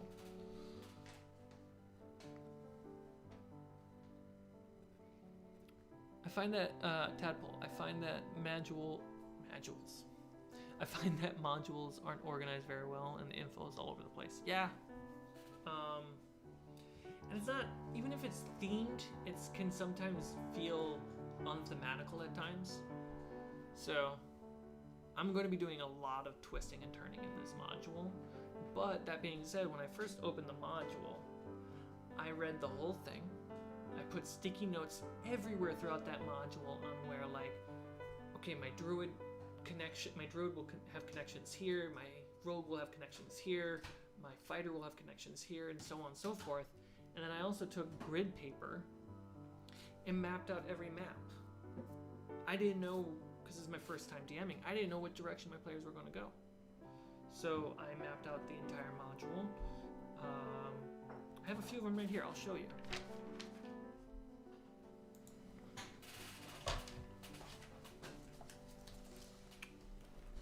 I have the entire booklet actually right here, because I'm crazy.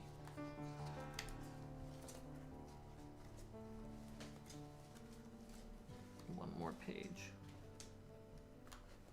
It's inside of a binder. So not spoilers. I'm gonna avoid doing spoilers. I'm gonna do simple stuff without explaining a lot of the details. So this is my town map I drew, basically copying what's in the module. And that way I can show my players what the town looks like without showing them the things in the book.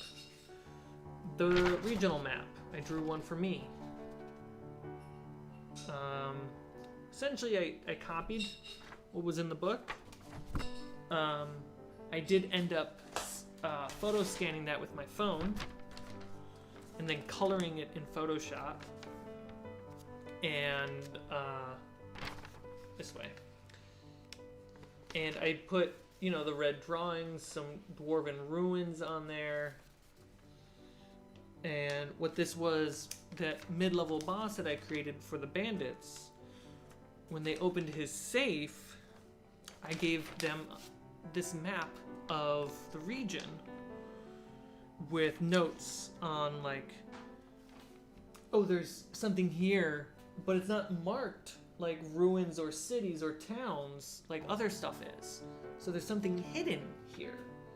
Dwarven ruins will, no one speaks Dwarven, they had to kind of decipher that, and that way they can figure out what each spot of the map is, and this is kind of the criminal master plan map.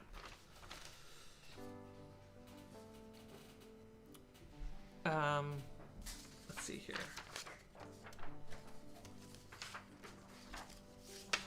So the grid paper, blank version, super quick.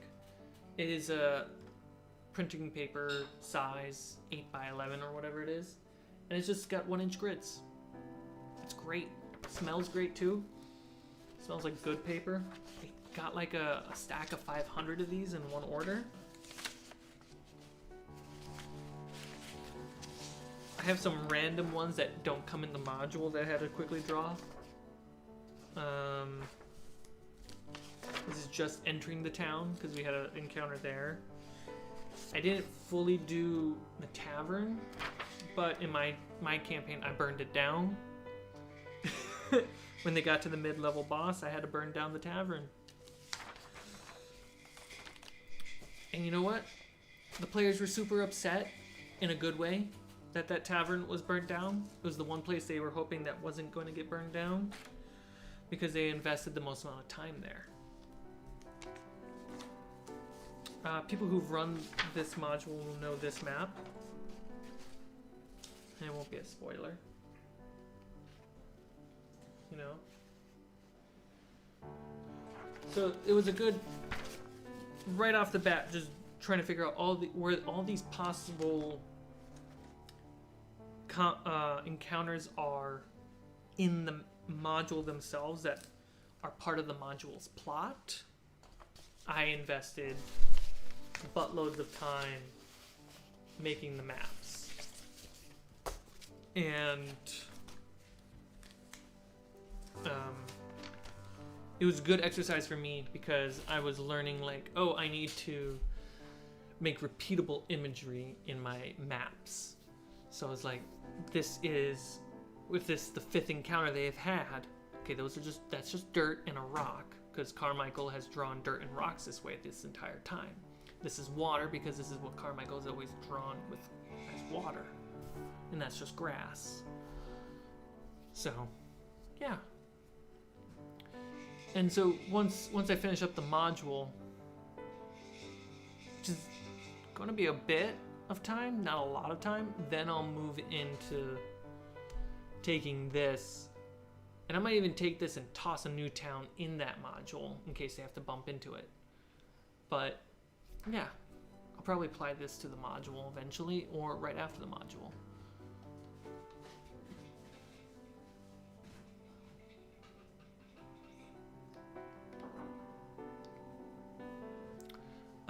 Anthony, same, I always break apart modules and look for my flow of thinking. Yeah, it's...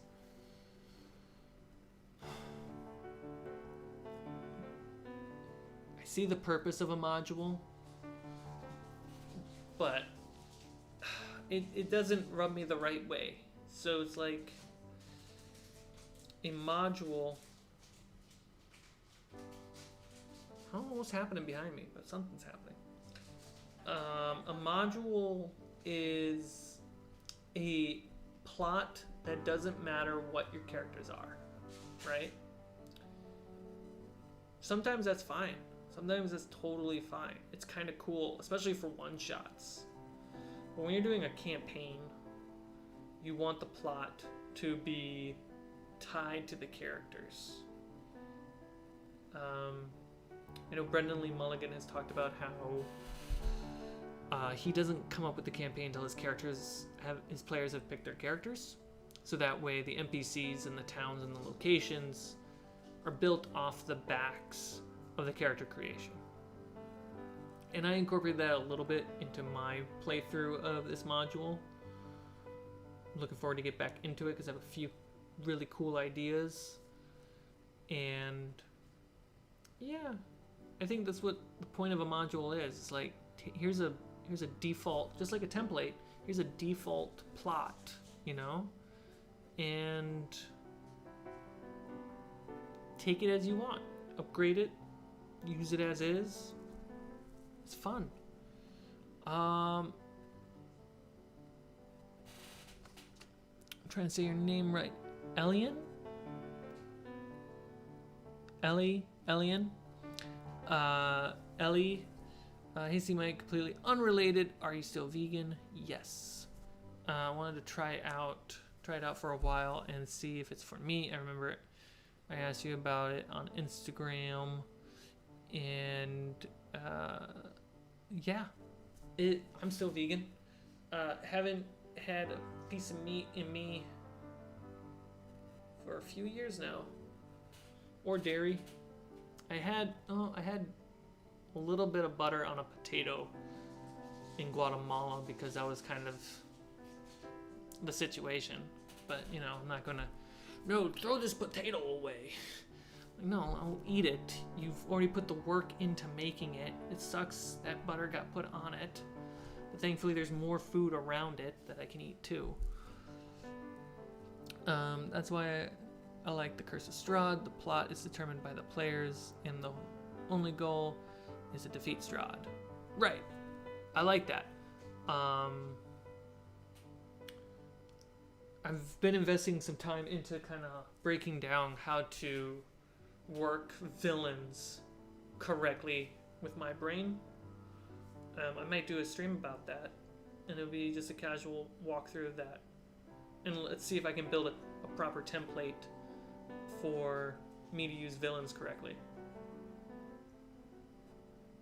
be interesting. Yeah, I'm playing Curse of Strahd right now as a player. I'm a wizard human, and our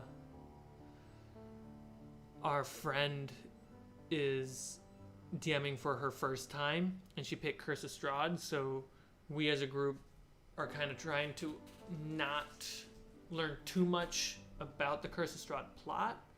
I know a bit about the original Ravenloft module. I know that Curse of Strahd is an adaptation of that. But I'm trying to avoid too many spoilers of Curse of Strahd to the best of my ability.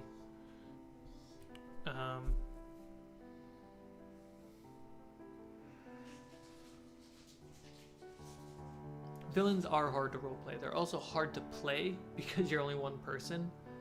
I did a video on NPC combat classes, and that video, what we talked about was something that I hear a lot of DMs kind of tinker with, is how do you make your combat more narrative based? Because combat in D&D is pro wrestling, right? It's WWE. It's a story.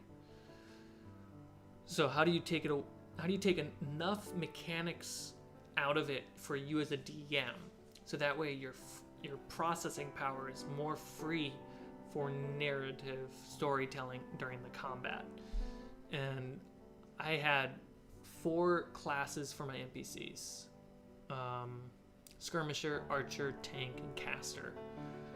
And I can make it random, roll a d4. I'm like, well, let's see what this NPC is. Or, they walk into a goblin hideout. Let's see how many archers there are, how many casters there are. Like, I'll pick a number of how many baddies there are, right? How many goblins. I'll roll 2d20. And I'll get a number. Like, okay, this is how many goblins are in there. And I'll start rolling d4s to figure out casters, archers, and that stuff, if I want to do that. Or I just say this many archers, this many skirmishers, a couple tanks, and 2 casters. And that's a template for me to look at some quick stats, which is built a lot off of CR. And I've been tweaking my NPC document lately to incorporate minions and villains as a concept. So a minion being a lesser NPC, and a villain being a major NPC.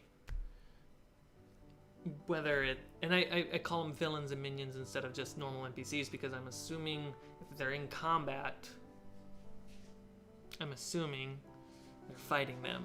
It's not always the case, but most of the cases. How much time on average do you invest in preparation before each session?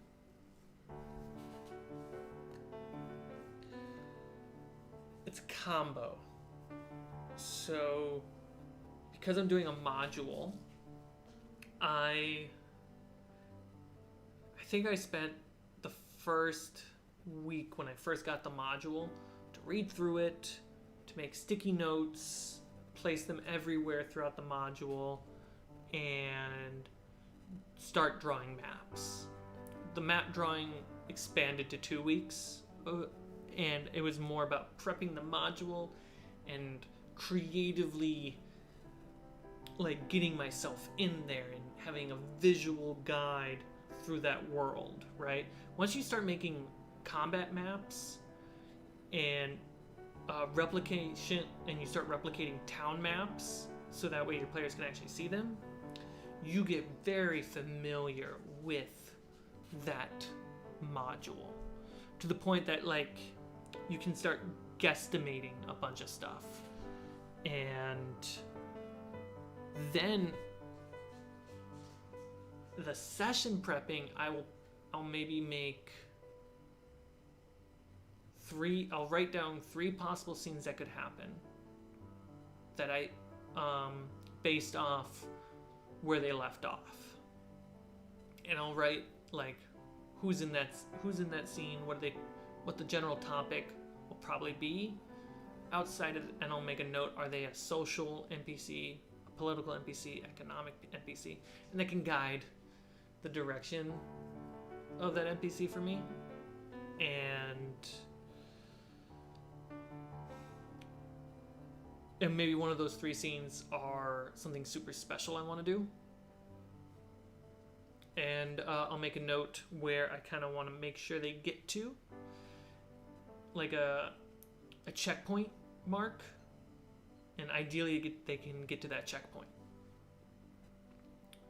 Because if I write down a checkpoint as an agenda for me as a DM, it's not that I'm gonna railroad them that way, but I have an agenda in the back of my head as a reminder, like, oh, I really want them to get there. So I need to make sure my NPCs that are in these possible scenes have something to say towards my agenda, and then maybe most likely they will never hit those 3 scenes, and those 3 scenes will get thrown away. But those 3 scenes remind me, like, oh, my agenda, how I practiced incorporating my agenda for the session into NPCs, right? And that helps. So when they talk to a new NPC that I hadn't planned, I'll be like, rather than the NPC in my scene, put that scene and that NPC information into this person. And then when there's a nice sweet spot moment, they'll drop some info that is coordinated to my agenda. That's really it. And then most of my prep is this stuff, you know, having a justice and crime sheet that allows me to understand how I would like to run crime, fines, tolls, punishments. Is magic a crime? How do the nobles in the military work? Just one-pagers. And they're ambiguous, right? They're not specific to the module or a specific world. And that allows me to have a toolkit to just help make up stuff on the fly that feels really in depth, as if I created a world. But I just have a bunch of templates that I'm just slapping on top of each other constantly, and whenever the player wants to dive into an aspect of the template, me and the players will grow it. That's how I've been playing it so far, and again, I'm still a beginner. I'm still only DMing one thing. I've only done that once, and I'm still learning. And my group, we swap out DMs, so there's big gaps of time when, let's say we hit one person's DM, and one person is DMing, and we just happen to hit a stride on a specific kind of side quest or plot story that's very specific to one player, versus just general plot or downtime. And we kind of just, as a group, want to dedicate some time exploring that. So that person will DM for a while. And then once we get out of that story, we get back to the rotation. And that's a great way of making sure one person isn't always the DM, but when they have an interesting story pop up, or the players propel an interesting story in their campaign, we as a group decide to deep dive in that, and they get to be a long-term DM for a little bit.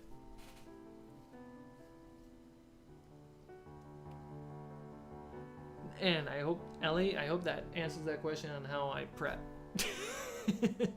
I know there was a little bit of a rant attached to that. Tadpole, personally, I don't put any prep time into my sessions and improv most everything. Yeah, I noticed that's a big thing that I end up doing too. There's no stopping improving, right? It's just going to be a thing that's just constantly happening. But that being said, this channel is a place where we're making D&D content or tabletop content as well. So you can't just improvise the whole thing all the time. You have to initiate as a DM plot as well, whether that's built solely off your players or 50-50 from your players and your main plot story that you have, right?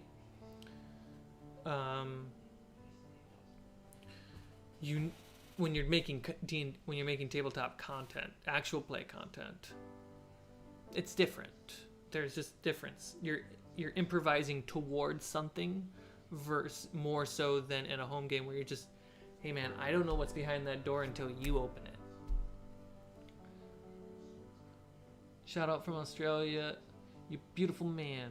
Thank you, Shannon. But I like having a list of name ready. Do you mean Willow? Wiltho? Do you mean NPC names or town names, or what do you mean?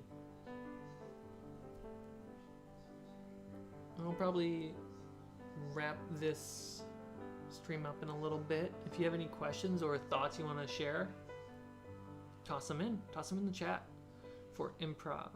Yeah, so we did a stream recently, and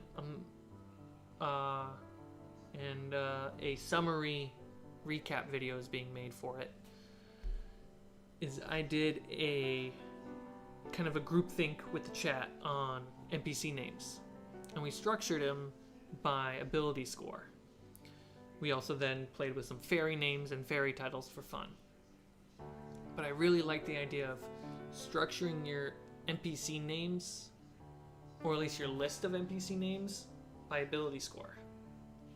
So this name is more of my intelligence names. These are my strength names. These are my constitution names. And you can be generalized with it. You know, you can go 3.5 with it, where you have fortitude, will, and intelligence. I don't remember what the third one was. You can narrow it down by those three categories, right?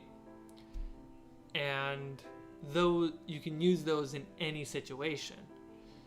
Like, you can have just, here are, on this one pager is my common, like, muscle and dexterity and constitution people, and my wisdom, intelligence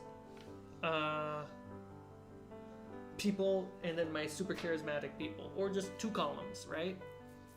Very social people, very frontline people. You know, you can do that too. Have a one pager for that, and that's just like go-to common names. But you can also go the extra mile and say this one pager is my elven names, my dwarven names. You can go by race. You can go by class.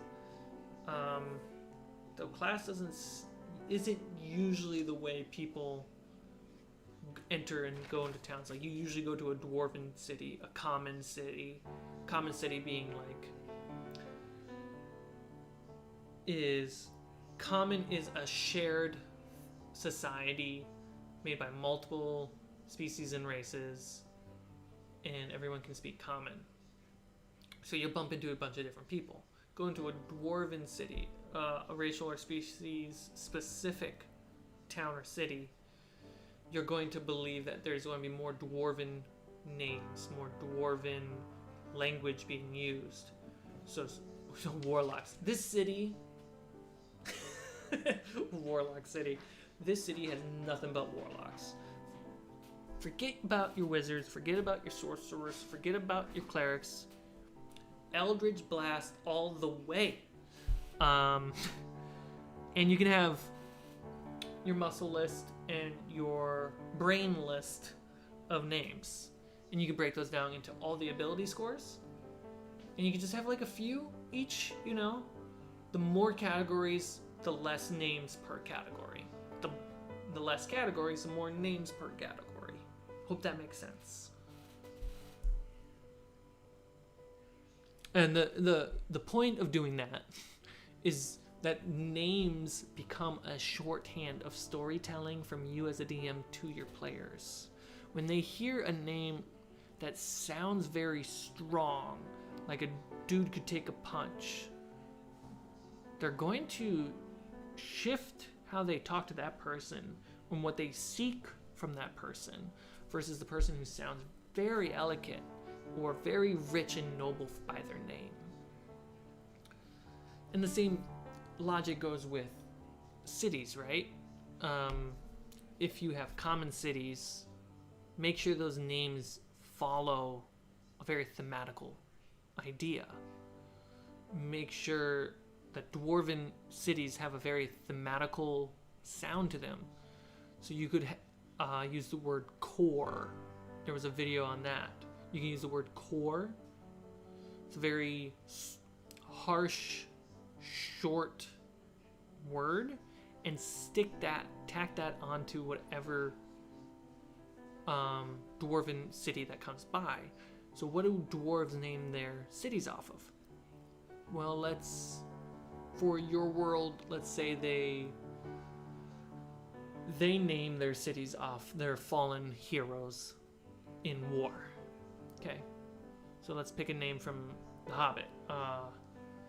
Thorin. Welcome to Thorincore. Go to Balincore. You can head over to Gimlicore. You know? That's an interesting way to do it, because what you do is you shorthand the idea, the sound of core. And when your players are kind of listening, not listening, going in and out, when they hear, oh yeah, if you head over that way, you'll get to Gimlicore. Oh, is that a dwarven city? The moment your players say that, you've done it. You've done storytelling correctly.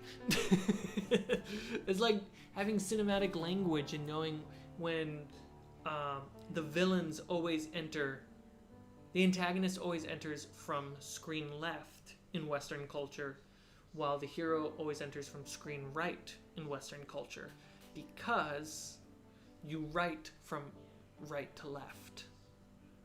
And to move with the direction of writing and reading is with you, while going against the direction that you read and write is antagonistic to you as an audience. So sneaking in those shorthands and that kind of storytelling, and which is far, far easier with templates like what that's the wrong one. That's it. Well, using templates like this can help you focus on that creativity far, far more. That's the whole point of getting the Dungeon Master Guide. That's the whole point of getting the Monster Manual. So you don't have to make everything from scratch. Unless you genuinely desire to burn yourself out that way. I'm not going to stop you, because if you have that kind of time, you deserve to burn out that way. What kind of adventure do you want your players to go through? That depends on the players. I kind of like a gritty story. Or not a gritty story, but a gritty setting for my adventure. I come up with a lot of homebrews to make the downs of a story feel more down than they actually are. I have a lot of ideas that I want to do. Ben Trong, with regards to what I asked prior, I just wanted to know in particular about where to stop world building the campaign setting initially. Okay, since I know it will be developed more after a while. Learning, from my understanding here, make a village or a town, one of the two, right? Start there. Let's say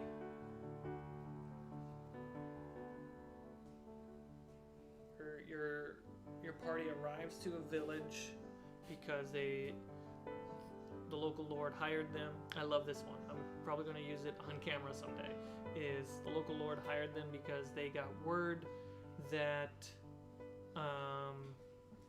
children are missing or monsters are slaying them. It's not a good thing. I don't want other entrepreneurial villagers to kind of like not think it's too dangerous, and that I'll just let them die if they want to try living somewhere else in the region.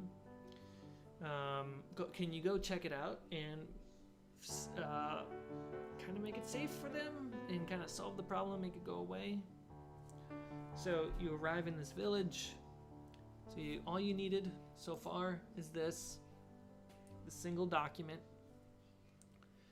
and come up with some plots, just hooks. A hag is kidnapping children in the middle of the night.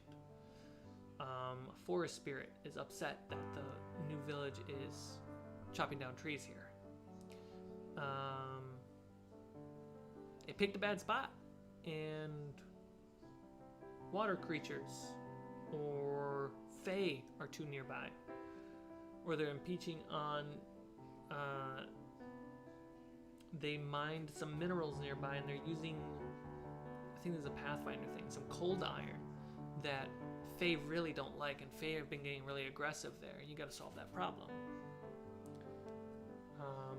Pick a town, make the scope of the problem a little bit bigger. There's a plague going around. Why is there a plague? Let the players ask questions, and you kind of bounce ideas off of them one-to-one. And then after 1 or 2 sessions of them being in that town or that village, because they're going to just ask questions, right?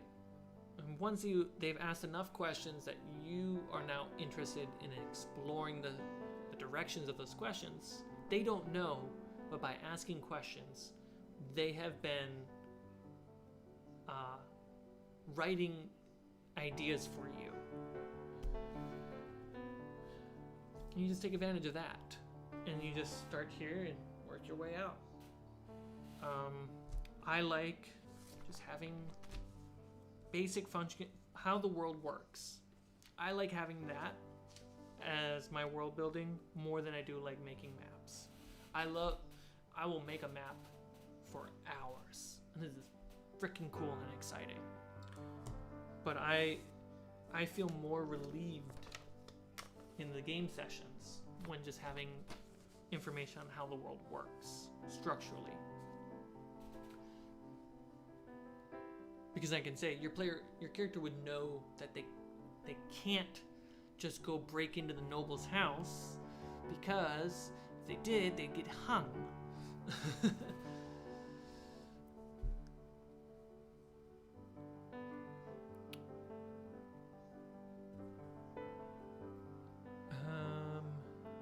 You take inspiration from modern fantasy books.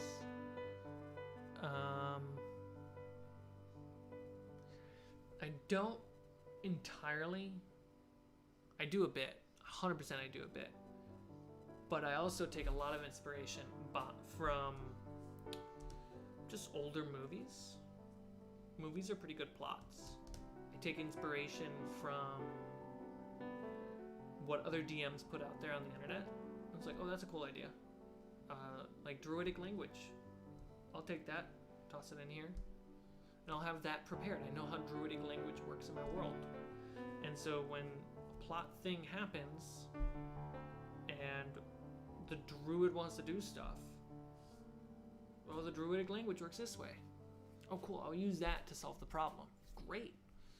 So old movies, books, I'll take bits of plots. I mean, in my stuff, I have the Watch, which is Rangers Guild, and I just have it built off the back of Game of Thrones, The Night's Watch, right? Yeah.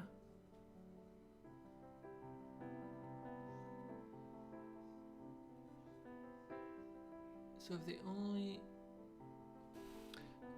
they only there to stop, shop, and go on your way, you don't need to make the map too much. Correct.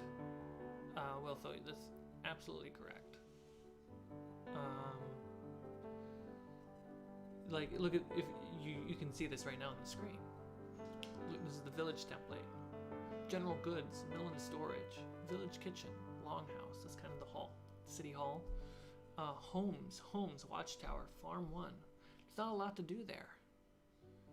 But D&D has a lot in common with the mystery genre, solving crime.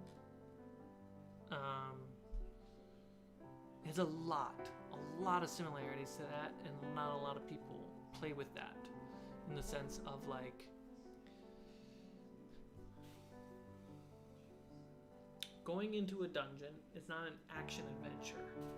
It's Indiana Jones. Indiana Jones the movie is an action adventure, right? Indiana Jones is on a mystery, taking clues and solving answers to get to the treasure. So Brennan Lee Mulligan from Dimension 20 has talked about that. Like, how do you railroad but not railroad your players? And a good way is incorporating mystery. Your players will take the clues and follow the breadcrumbs of the clues that you have laid out, and they will get to your awesome map that you built for the encounter. And you knew they would get there because you put the clues out. You didn't say no to them, you know? You're like, don't do that because I'm the DM. You didn't do any of that. You just gave them clues and they followed the clues. They brainstormed. There's 3 to 5 of them versus just your brain, you know? You set out some clues. A majority of them will convince the others to come along.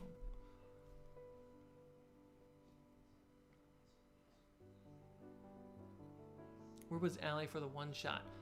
Allie was out of town doing visiting family for the one shot.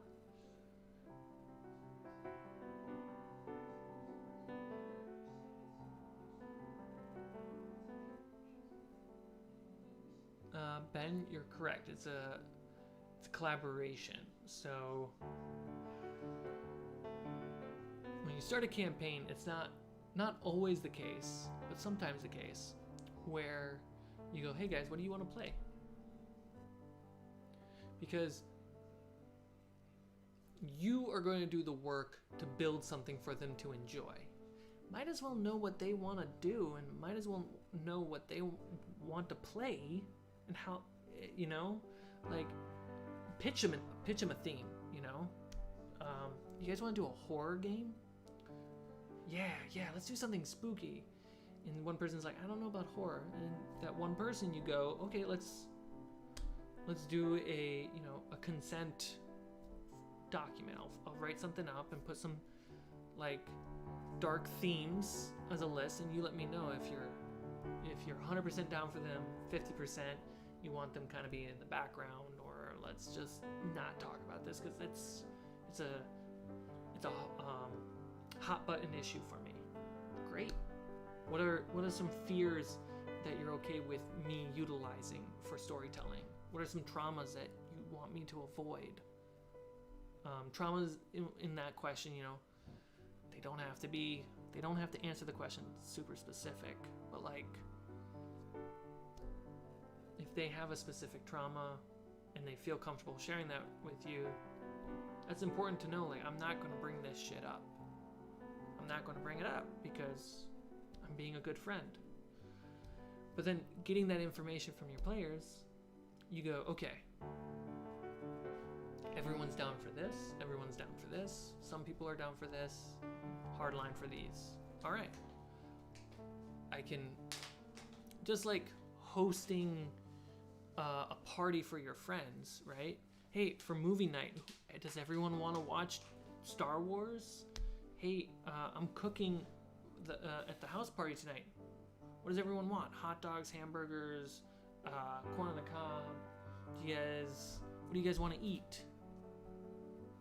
You know, ask the question. What do you guys want to play? And then you build off what they want to play, and then they'll be more engaged. Take what you've given them, and they'll blow it up. Toss firecracker in it.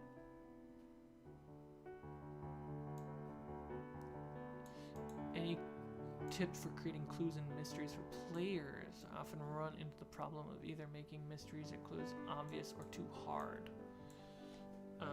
This will be the last one I answer, and then I gotta go.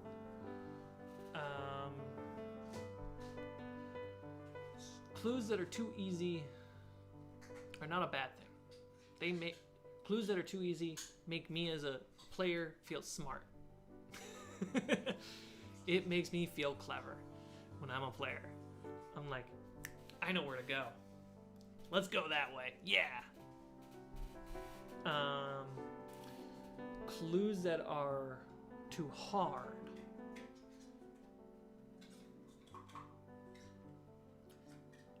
You can give hints. Give hints to let them have hints. Roll intelligence checks, roll investigation, roll history, roll wisdom. Like, pick something that makes sense to the player. You can go, with your dwarven cultural background, you'll probably be, you kind of notice this stands out and that stands out between the two. And those two aren't usually apart from each other, they're usually together. And then you go to the elven person and you go, similar to what I just said to Bob for being a dwarf, you for being an elf, you kind of notice this is standing out a bit more than it should. And you can play hints on that. So it's like the character's background, the character's agenda, the character's class, the character's race. Use those as resources for giving hints. And you can kind of slowly spell it out for them, but flavored in a D&D storytelling kind of way. I think that's how I would do it. I see Jarrett do that quite a bit in Fables and in our home game, and I try to practice that when we are in my game.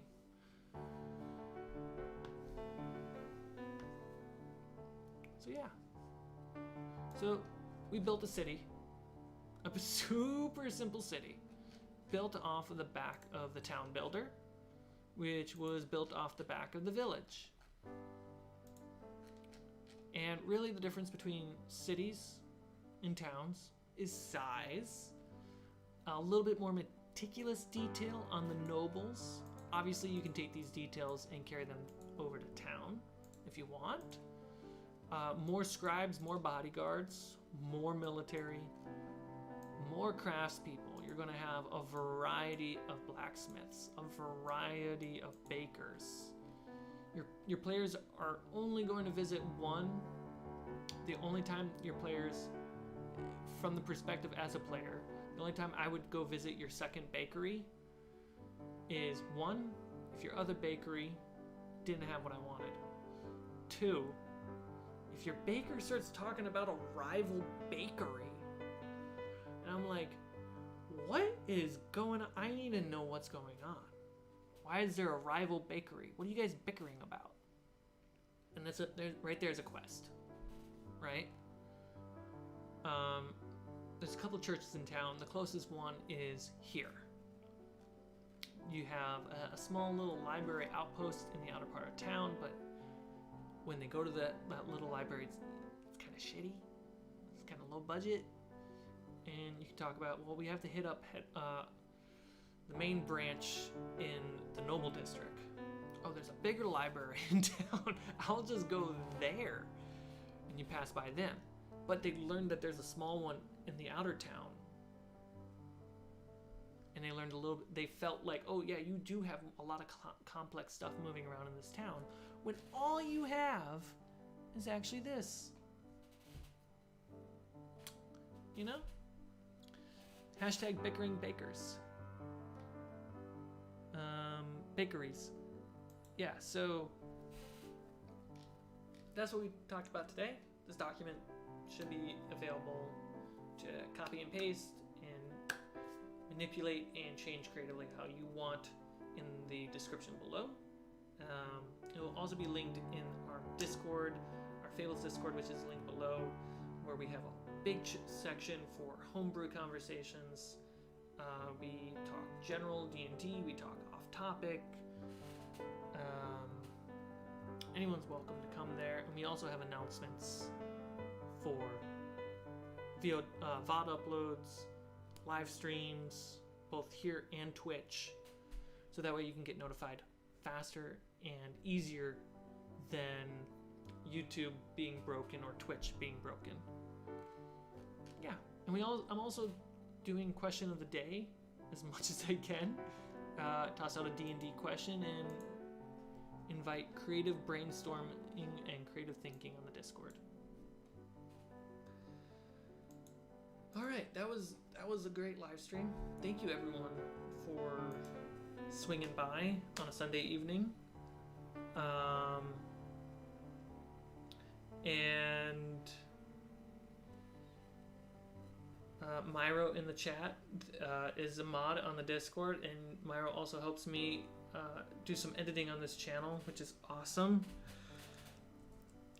Like, yeah, the community is really strong. Community is really awesome. I love everyone in the Discord, and yeah, thank you so much. Thank you, patrons, if you're watching, for supporting the channel. Thank you, visitors to the channel. Please consider subscribing. Thank you, subs. If you're subscribed to the channel and you want to be a part of the community even further, Discord, Patreon, subscribe to Twitch, do all the things. It's not like I'm the first person to throw out all these things. All right.